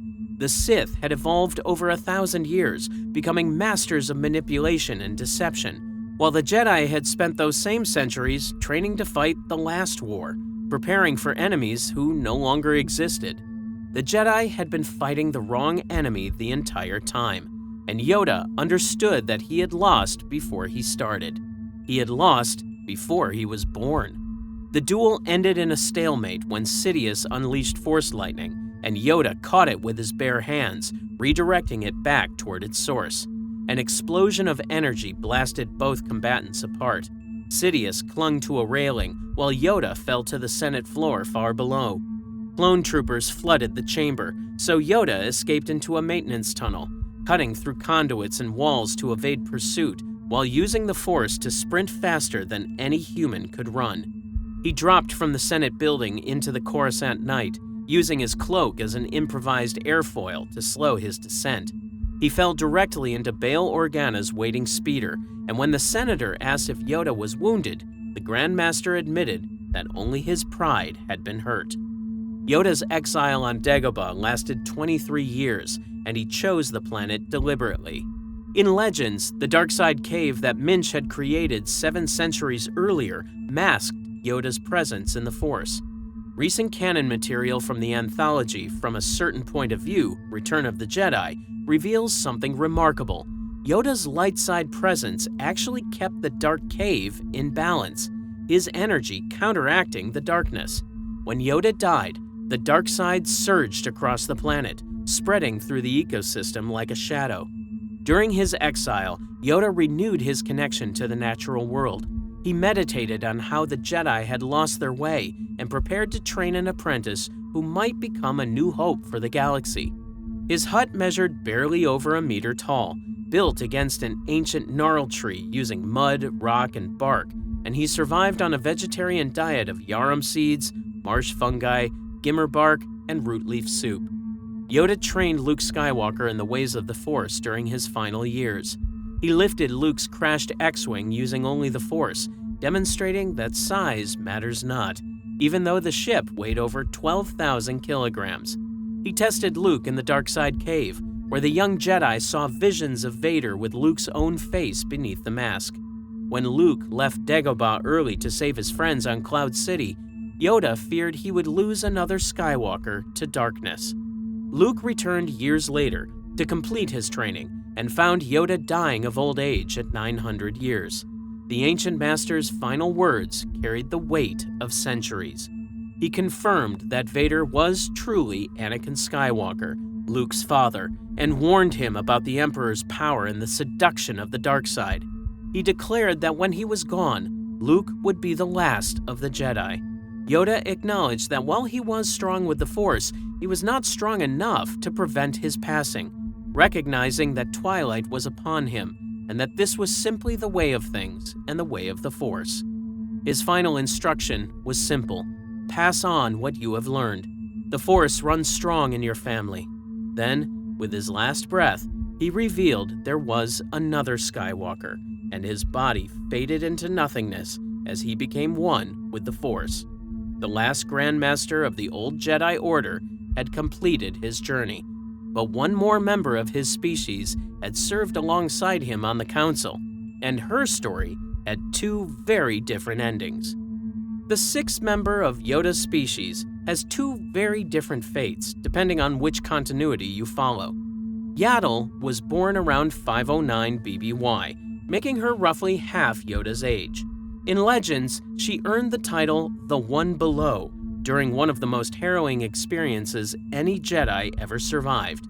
As a young Padawan, Yaddle accompanied her master, Pulvin Kut, on a mission to liberate the planet Koba from a warlord named Tulak. The mission went terribly wrong when Tulak's forces ambushed the Jedi over the Koban Gorge. Polvin Kut let revenge affect his judgment because he had been tracking Tulak for decades after the warlord murdered his family. Surrounded by enemies, Kut left himself open for attack, and he was killed and beheaded, leaving his Padawan alone against dozens of fighters. Tulak captured Yaddle and imprisoned her in an underground chamber, subjecting her to torture and interrogation while demanding to know when more Jedi would arrive. Yaddle refused to break, telling Tulak that only his reign of terror would end. Eventually, Tulak grew tired of his failed attempts and left the planet, forgetting about his prisoner. The people of Koba continued sending food down the shaft as a ritual, barely remembering why, and Yaddle remained underground for over 100 years. Her imprisonment became her transformation. During those decades of isolation, Yaddle achieved complete unity with the Force by reliving her late master's lessons over and over until she understood them completely. She learned combat by fighting predators that wandered into her cave, using nothing but a wooden stick, and she became something the Jedi Order had never seen, a Padawan who trained herself to mastery through sheer will and connection to the Force. When an earthquake finally created an opening, Yaddle emerged to find Koba devastated by natural disasters. Rather than returning to the Jedi Temple, she stayed and helped the very people who had imprisoned her rebuild their society.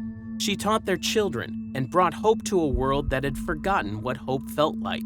When Tulak's son, Kalut, returned to claim the planet, Yaddle defeated him with the same wooden stick she had used for a century, and only then did she return to Coruscant.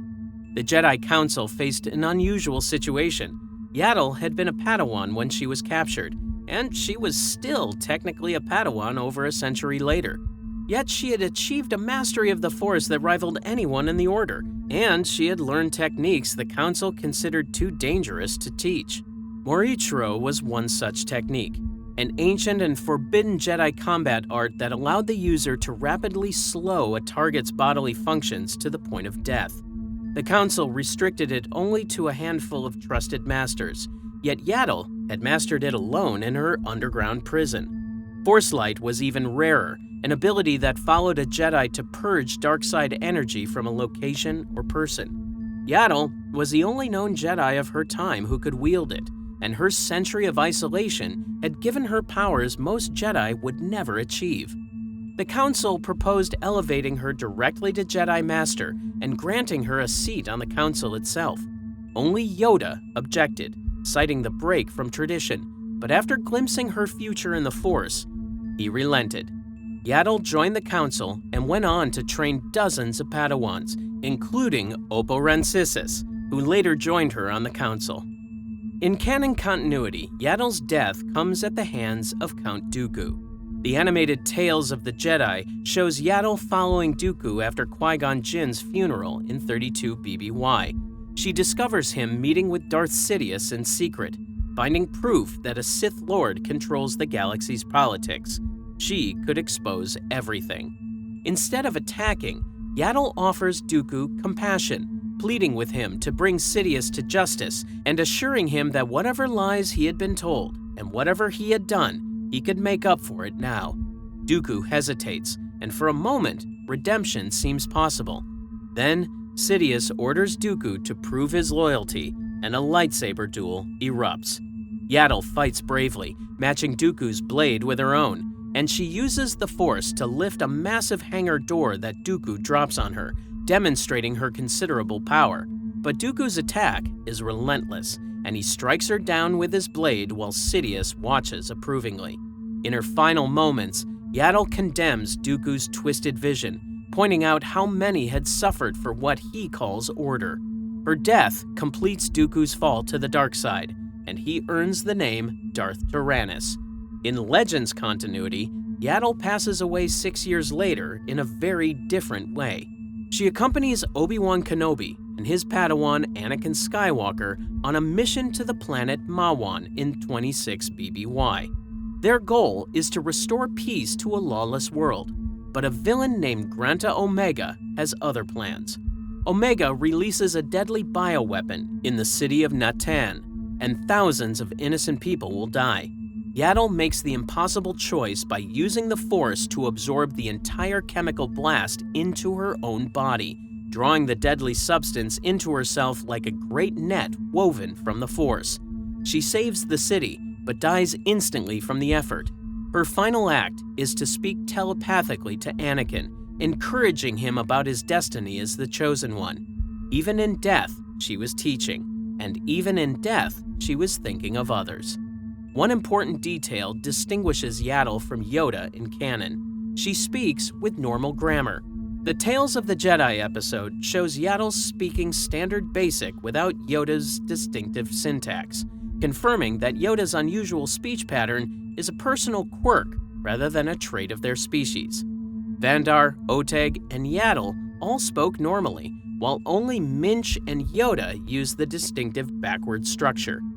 But the seventh and final known member of this species would prove that their kind could forge entirely new paths. His name is Grogu, and he represents a bridge between two ancient traditions, a child who would ultimately choose family over the Jedi path. Grogu was born in 41 BBY, the same year as Anakin Skywalker. He trained at the Jedi Temple on Coruscant under multiple masters, and Ahsoka Tano later confirmed this during her meeting with him, revealing that he was raised at the Jedi Temple on Coruscant, where many masters trained him over the years. He was 50 years old during the events of The Mandalorian, yet his species ages so slowly that he still appeared and behaved like a toddler. Grogu survived Order 66 through circumstances that remained mysterious for years. The Mandalorian Season 3 finally revealed the truth. When clone troopers stormed the Jedi Temple, several Jedi gave their lives defending Grogu by directing his pram into an elevator and shouting to get the youngling to Keller and Beck.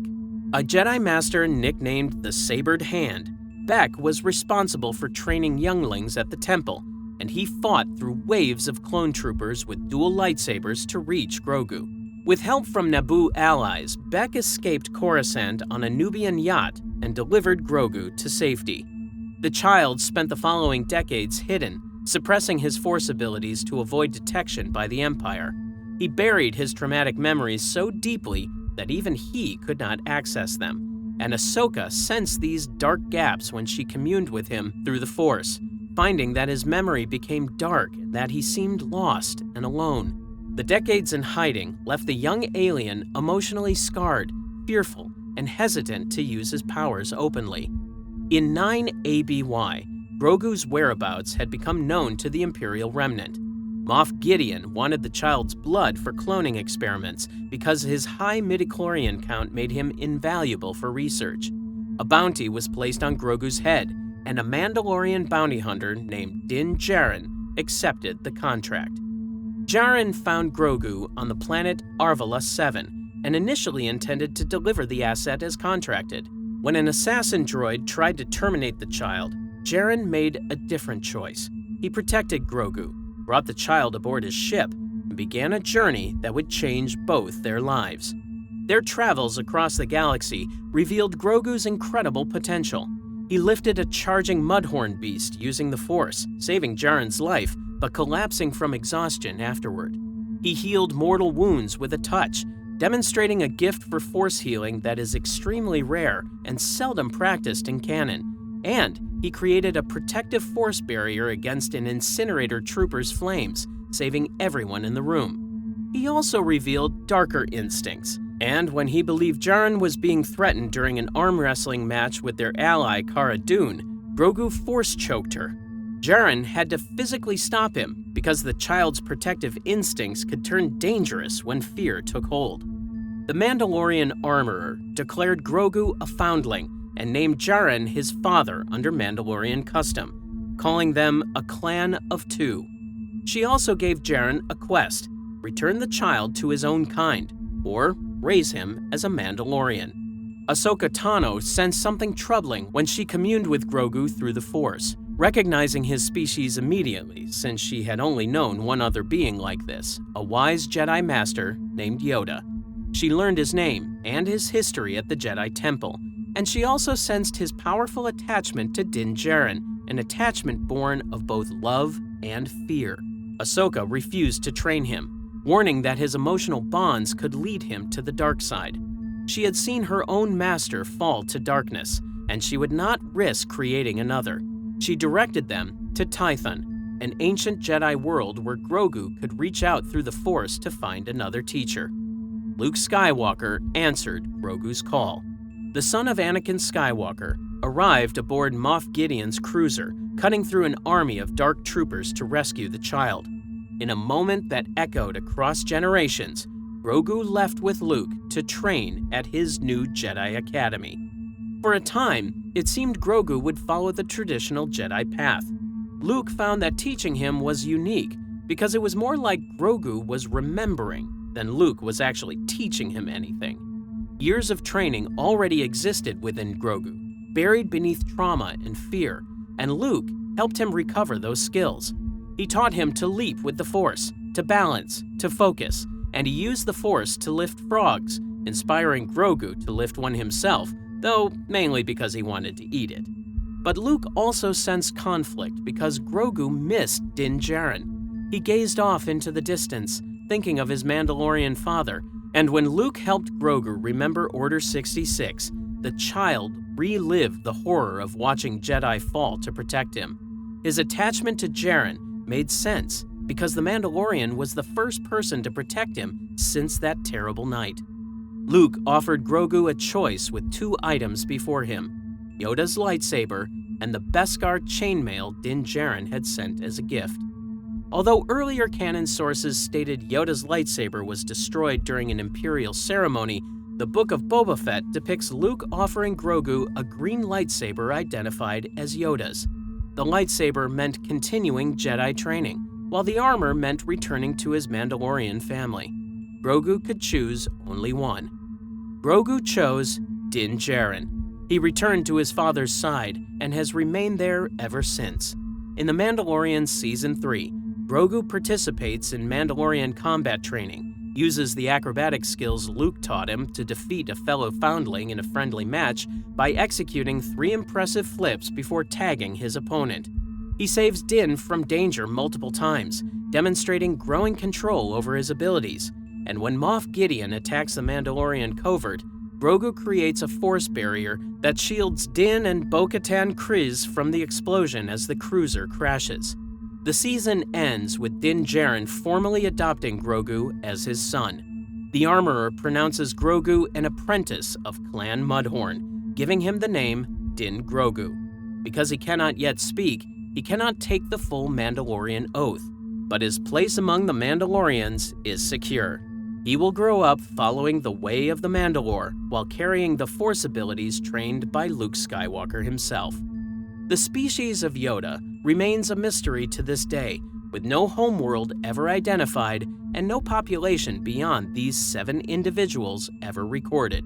The result is a species defined entirely by the individuals who represent it: wise, powerful, long-lived, and extraordinarily rare.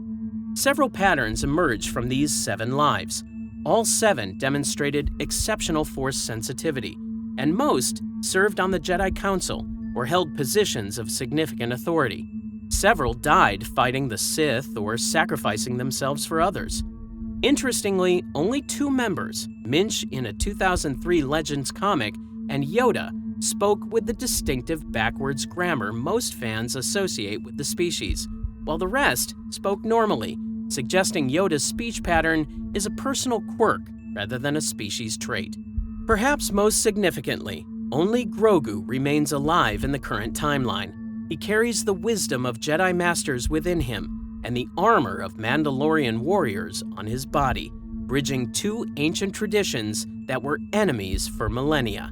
He proves that even the rarest bloodlines can forge new paths. Din Grogu continues his journey somewhere in the Outer Rim, combining Jedi abilities with Mandalorian training in a way the galaxy has never seen. The real reason Yoda's species is so powerful isn't just their strength in the Force. It's something far more mysterious. Throughout thousands of years in galactic history, across countless wars, betrayals, and temptations, every known member of their species has remained loyal to the light side. Humans produced both Luke Skywalker and Emperor Palpatine. Zabrax gave the galaxy Jedi Masters and Darth Maul. Twi'leks became Jedi Knights and Sith Assassins. Every other Force-sensitive species spawned both heroes and villains, except one. This pattern becomes impossible to ignore when you examine the evidence. In canon, only 3 members are known: Yoda, Yaddle, and Grogu. All 3 serve the light side. In Legends, 3 more appear over a millennium: Vandar Tokar, Master Oteg, and Minch. 6 distinct individuals spanning thousands of years. Not one has been shown turning to the dark side in any official story. So why has this species never produced a Sith Lord? The answer lies in examining each member's story. Let's start with the most famous, Yoda himself. Canon describes him as small, just 0.66 meters tall, with green skin and large pointed ears. Yet it also describes him as stronger than most Jedi in his connection with the Force. For over 800 years, he trained Jedi at the Coruscant Temple, shaping the Order's philosophy and preparing thousands of students. Yoda faced temptations that would have broken almost any other Jedi. He watched the Republic crumble into corruption. He saw political leaders ignore warnings about threats. Even the Jedi Master experienced the pain of betrayal when his own Padawan, Count Dooku, became Darth Tyrannus and helped orchestrate the Clone Wars. The weight of these failures should have crushed him. Most Jedi who lose even one student to darkness question their entire philosophy. However, Yoda never developed distrust or bitterness that such losses typically create. The Order he'd served for centuries fell in a single night during Order 66. But the true test of Yoda's resistance to darkness happened inside his own mind. Canon detailed Yoda's ultimate internal test at the wellspring of life. The Force priestesses, ancient beings who existed since the Force first divided into light and dark, made him confront truths most beings wouldn't survive knowing. They showed him that the Jedi would fall and that the Sith would rule the galaxy. Then came the worst trial, confronting a shadow version of himself that embodied all his capacity for evil. This wasn't an external army, but part of Yoda himself. Every dark thought he'd ever suppressed, every moment of anger he'd ever felt, every temptation he'd ever resisted, given form and voice. The shadow showed him how his power and wisdom could have made him the ultimate Sith Lord. Most Jedi who face such trials either fall completely or barely survive with sanity intact. By the end, Yoda acknowledged the darkness by speaking to it directly. He accepted its existence, but demonstrated that it could never control him. Yet his greatest test came when he faced Emperor Palpatine for the fate of the galaxy. In the Senate chamber, Yoda deflected Palpatine's Force lightning and fought him to a standstill. The duel ended with neither achieving victory. But what matters is that Yoda maintained perfect balance even as the fate of the entire galaxy was at stake. After the duel, Yoda made a choice that reveals something important about his nature. He retreated. To many Jedi, that might have seemed like failure. Yet Yoda understands a deeper truth.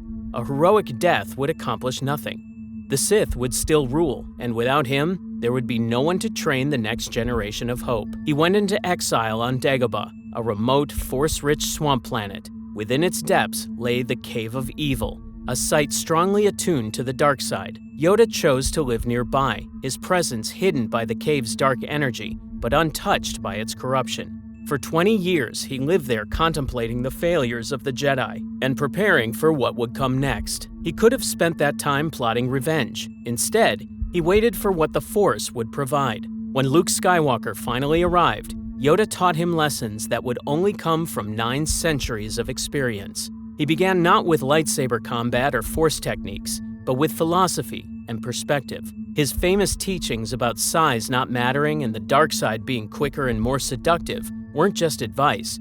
They were truths he'd proven across his entire life. He understood that Luke's preconceptions about power would lead him toward darkness just as they had with Anakin. Maybe Yoda's resistance came from wisdom accumulated over centuries. But what would happen if you took someone from Yoda's species who doesn't have that experience and wisdom? Grogu provides a crucial test case, the youngest known member of Yoda's species at 50 years old. He was a student at the Coruscant Jedi Temple who survived Order 66 and was hidden away for many years. He finally appeared during the era of the Mandalorian. Order 66 should have broken him as a child. Grogu watched clone troopers, his protectors since birth, systematically murder his teachers and fellow students. The temple where he learned to walk, where he played and trained, became a slaughterhouse. Like other survivors of the Jedi Purge, Grogu soon learned that hiding was not enough. It was not until the New Republic era that Imperial remnants under Moff Gideon hunted him specifically for blood experiments. They didn't see him as a sentient being, but as a resource to harvest. That level of sustained trauma could have corrupted him, just like many surviving Jedi who turned to darkness after Order 66. His feats on the Mandalorian told a different story than expected. When his powers reawakened, he displayed remarkable abilities with the Force. He didn't lash out with rage when faced with a charging mudhorn that threatened Din Djarin. Instead, he lifted the creature carefully, precisely, just long enough for his protector to find an opening. In another instance, he proved that he had compassion for friends and foes alike. When Greef Karga lay dying from poison, Grogu channeled pure energy to save him. This was the same bounty hunter who'd hunted him for profit. Yet Grogu showed no hesitation, no calculation about whether this person deserved help. He simply healed. But Grogu wasn't without struggle. His only moment approaching darkness came during a friendly arm wrestling match between Djarin and Cara Dune. Grogu used a Force choke reflexively out of fear, not malice. This ability is traditionally associated with the dark side. The scene demonstrates he's capable of using aggressive Force abilities when protecting those he cares about. When Ahsoka Tano tested him, she sensed his fear, his anger, and his attachment to Din Djarin. These are precisely the emotions that the Jedi Code warns against, the feelings that traditionally birth Sith Lords. Ahsoka warned Djarin that Grogu would need careful training due to these attachments and emotions. Additionally, she sensed something deeper. Her line about him being a good boy implies she perceived nobility alongside fear. What's notable isn't that Grogu can't feel dark emotions, it's that despite feeling them, despite having every reason to fall, he consistently chooses protection and healing over destruction. At 50 years old, still essentially an infant by his species' standards, Grogu has already endured traumas that turned others to the dark side. Canon doesn't claim he's magically immune. In fact, Ahsoka explicitly warns that his fear and attachment are dangerous, the very emotions that lead to the dark side. It shows him struggling with the same temptations as others. The difference lies in how he responds. If trauma couldn't corrupt a child, what about the ultimate betrayal of trust? In canon around 32 BBY, Yaddle, another member of Yoda's species, experienced such betrayal. This female master, who served on the Council in the final decades of the Republic, uncovered Count Dooku's fall to the dark side before anyone else suspected. She'd known Dooku for centuries. They'd meditated together, trained students together, and debated philosophy together. The betrayal should have felt deeply personal. She faced a choice that had destroyed countless Jedi throughout history: expose the traitor immediately or attempt redemption through compassion. The smart move would have been immediate action. Alert the Council, mobilize the Temple Guard, treat Dooku as the enemy he'd become. The danger was absolute. Dooku had already begun working with Darth Sidious. One wrong move meant death. Most Jedi would have attacked first, seeing only a Sith threat that needed elimination. Instead, Yaddle approached him with genuine compassion. She believed even someone acutely falling could be saved through understanding rather than force. When Dooku murdered her, she died without hatred. Before dying, she warned Dooku, telling him the Council was wrong about certain things, but that his path led nowhere good. This pattern of unwavering loyalty to the light extends even further back into galactic history. In Legends, Vandar Tokar served as a Jedi Master around 4000 BBY during the Mandalorian Wars. He led the Jedi Enclave on Dantooine, appearing prominently in Knights of the Old Republic. When planets burned and young Jedi like Revan and Malak defied Council orders to join the fight, Vandar counseled patience. The pressure to act must have been overwhelming. Every day of delay meant more deaths, more worlds conquered. Republic media painted the Council as cowards. Young Jedi looked at masters like Vandar with barely concealed contempt, seeing his caution as weakness. But Vandar taught patience for a reason. He understood that acting without full information often made things worse. Jedi who rushed into war without caution became vulnerable to the dark side, as seen in the rise of Darth Revan and Darth Malak. In contrast, those who listened to his advice remained on the light side. Around 3951 BBY, Legends sources describe Vandar's death at Katar's conclave when Darth Nihilus arrived. Nihilus was something far worse than a typical Sith Lord. He was a wound in the Force itself, a being of pure hunger that consumed all life on planets. Most beings died instantly when Nihilus fed, their life force ripped away in seconds. According to those accounts, Vandar lasted long enough to help others escape, creating force barriers that bought precious moments. His final thoughts focused on protecting others, maintaining his connection to the light, even as darkness literally consumed him. Around the same era, another member demonstrated something equally remarkable. Master Oteg served as both Jedi Master and Republic Fleet Admiral during the Great Galactic War and subsequent Cold War, around 3643 BBY. He commanded Republic forces against a Sith Empire that showed no mercy. Along with Vandar Tokar, he is one of the few known members of Yoda's species to speak in standard grammar. Unlike Yoda and Yaddle, he doesn't twist words in the distinctive syntax his species is known for. Despite this, his Force sensibilities and unwavering commitment to the light side remained identical. The Sith of that era conducted orbital bombardments that destroyed entire civilian populations.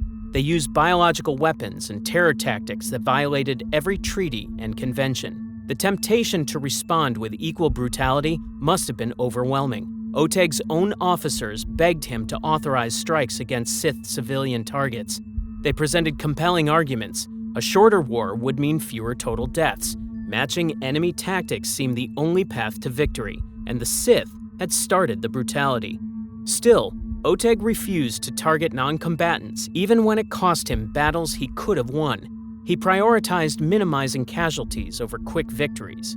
For him, the Jedi needed to prove they were better than the Sith. He led by example, never asking his troops to maintain standards he wouldn't uphold himself. This species responds to concentrated darkness. Around 700 BBY, Dark Jedi terrorized the Bafash system, slaughtering innocents across multiple worlds. These weren't military targets, but farming colonies, mining outposts, families who'd never held weapons. Minch, a young knight of Yoda's species barely past his 100th year, pursued one of these Dark Jedi to a remote planet. His fellow Jedi tried to stop him, believing the pursuit was too dangerous. But Minch insisted, placing complete faith in the Force to guide him. The planet was Dagobah, the very same location where Yoda would later hide. The battle between Minch and the Dark Jedi was so intense that it permanently scarred the location. The dark energies released during their duel created what would later become the Cave of Evil that Luke Skywalker entered centuries later. That's the level of corruption Minch faced. Concentrated evil so intense, it literally affected the planet itself. According to legends, he was emotionally destabilized and narrowly avoided falling to the dark side. Drawing on light side reserves that seemed beyond what someone so young should possess, he pulled himself back and defeated the Dark Jedi. When the mission ended, he claimed no glory. He simply marked the assignment complete, noted the location's danger, and moved to his next task. This humility after such a victory shows a pattern. They don't boast about resisting darkness. They simply do it and move forward.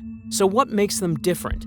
While canon and legends never explicitly explain this, we can observe certain patterns in their biology and behavior. The key starts with their developmental timeline. At 50 years old, Grogu was still essentially an infant. Although his mind was developing, his emotional and physical development moved at a completely different pace. Think about what this means for Force development. Human Force sensitivities begin facing moral complexities by age 15. They experience jealousy over peers' achievements, ambition for personal advancement, fear of failure and loss. All these emotions can feed the dark side while they're still learning to channel the Force. Yoda's species spends approximately 50 years in childhood, 5 entire decades, where their developing minds absorb Force energy while experiencing childhood emotions rather than adult corruption. During this time, they sense the Force, feel it flowing through all living things, and even manipulate it instinctively, but they experience emotions through a child's framework. When scared, they seek comfort rather than plotting revenge. When frustrated, they might act out momentarily like Grogu, but it comes from protective instinct rather than hatred. When attached, they love without trying to possess or control. By the time they reach full maturity around 100 years old, they've spent decades with these patterns established. The databank confirms Yoda lived roughly 900 years and trained Jedi for over 8 centuries. This formative period represented only about 5 to 6% of his total life. He spent 50 years building light-side foundations, then over 800 years reinforcing them through experience. Compare this to other species. Humans maybe spend 10 to 15 years in relative innocence, then 60 to 80 years facing temptation. Their formative period represents 15 to 20% of their total life, happening when they're emotionally vulnerable. But extended childhood alone doesn't fully explain their consistency. Their extreme rarity adds another dimension. In both canon and legends, their homeworld and species name remain officially unknown. George Lucas intentionally kept this information secret, and Lucasfilm maintains that mystery to this day. With only a handful of members appearing across thousands of years of galactic history, each one becomes precious beyond measure.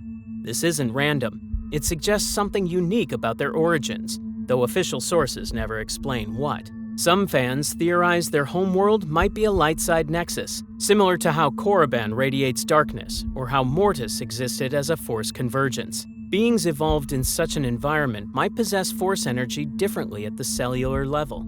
However, no official canon or legend source confirms this theory. Others suggest they appear when the galaxy needs them most. Tracking their historical appearances shows an interesting pattern.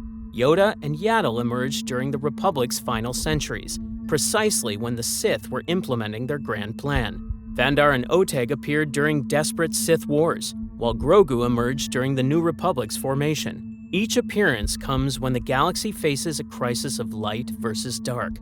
But again, this is observation, not official explanation. Canon and legends simply present the facts without commentary on deeper meaning. What official sources do show is how they process emotions differently than most Force users. When Grogu experiences fear, he seeks safety rather than lashing out.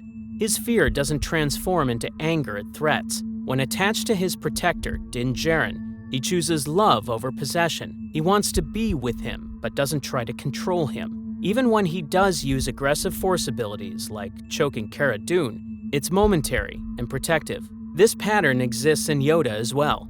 After 8 centuries of teaching, he never developed cynicism. He trained thousands of Jedi over his lifetime. Statistically, many died in combat. Hundreds fell to darkness. Some betrayed everything he taught them. Yoda carried the weight of every mistake, every failure, every lost student. Yet each new youngling received the same patience and dedication. Yoda confronted his own capacity for evil directly. The fact that he could acknowledge darkness within himself while maintaining that it would never control him shows remarkable self-awareness. He didn't suppress or deny the darkness. He accepted its existence as part of being alive, then chose light anyway. On Dagobah, surrounded by a concentrated dark side presence for 20 years, Yoda could have given in to despair. He could have spent that time in anger at the Council's failures. He could have lost faith in the Jedi way after watching everything fall apart. Instead, he maintained hope, knowing the Force would provide another chance. In Legends, Yaddle's sacrifice demonstrated the same pattern of choosing light even unto death. When she confronted Dooku, knowing he'd fallen, she could have attacked immediately out of anger at his betrayal. Instead, she approached with compassion, believing even someone actively falling could be saved through understanding. Vandar showed similar dedication in Legends. Despite pressure from young, aggressive Jedi who saw his caution as weakness, he maintained his position based on wisdom and foresight. Oteg demonstrated it through military command. Although he had the authority to order devastating strikes that might shorten the war, he refused to compromise Jedi principles by targeting civilians. He proved that maintaining honor wasn't weakness, but strength. And young Minch in Legends showed that even members barely past childhood exhibited this trait. Facing a dark Jedi on Dagobah in a battle so intense it permanently scarred the location, Minch drew on light side reserves to prevail. Then he simply reported the mission complete and moved on, claiming no glory. The battle created the cave, but Minch walked away without corruption. 6 individuals, all facing circumstances that historically create Sith Lords. Yet in every official story, canon or legends, each one maintained their connection to the light. Official sources never explain why this is. The mystery of Yoda's species may never be solved. George Lucas ensured these beings would remain enigmatic. Their homeworld stays classified. Even their species' name remains secret. This might be intentional. In a galaxy that demands explanations for everything, that finds scientific reasons for every phenomenon, Yoda's species reminds us that some wonders should remain wonderful. They are the Force's greatest mystery. What they prove is that unwavering dedication to the light side is possible. They show that wisdom can be accumulated without cynicism, that power can be wielded without corruption, that some beings, through whatever combination of biology, culture, and choice, remain anchored to the light across centuries of temptation. Every member represents a living example of Jedi ideals at their purest. They face darkness, acknowledge it, understand it, and still choose light. Not one shown falling. That's not a coincidence, but rather a pattern worth examining. They prove the Jedi philosophy isn't naive idealism, but an achievable truth. That compassion, patience, and wisdom aren't limitations, but advantages. That the light side, though harder to master and maintain, leads to something genuine and lasting. No official source claims they're biologically incapable of falling. They face the same temptations as others: fear, anger, attachment, loss, betrayal. The difference is in how they respond. This consistency across individuals, eras, and circumstances is what makes them truly powerful. Not just their strength in the Force, though official sources confirm they possess that. Not just their longevity, though living for centuries provides advantages. Not just their wisdom, though experience shapes understanding. What makes them powerful is their example. They demonstrate that the light side isn't a limitation. Choosing compassion over vengeance, patience over aggression, and service over domination doesn't make you weak. It makes you unbreakable. That's the real mystery of Yoda's species. In a galaxy where every other Force-sensitive species has produced both villains and heroes, this one species has produced only Jedi. And perhaps that's exactly how it should remain. A mystery that inspires, rather than a puzzle to be solved.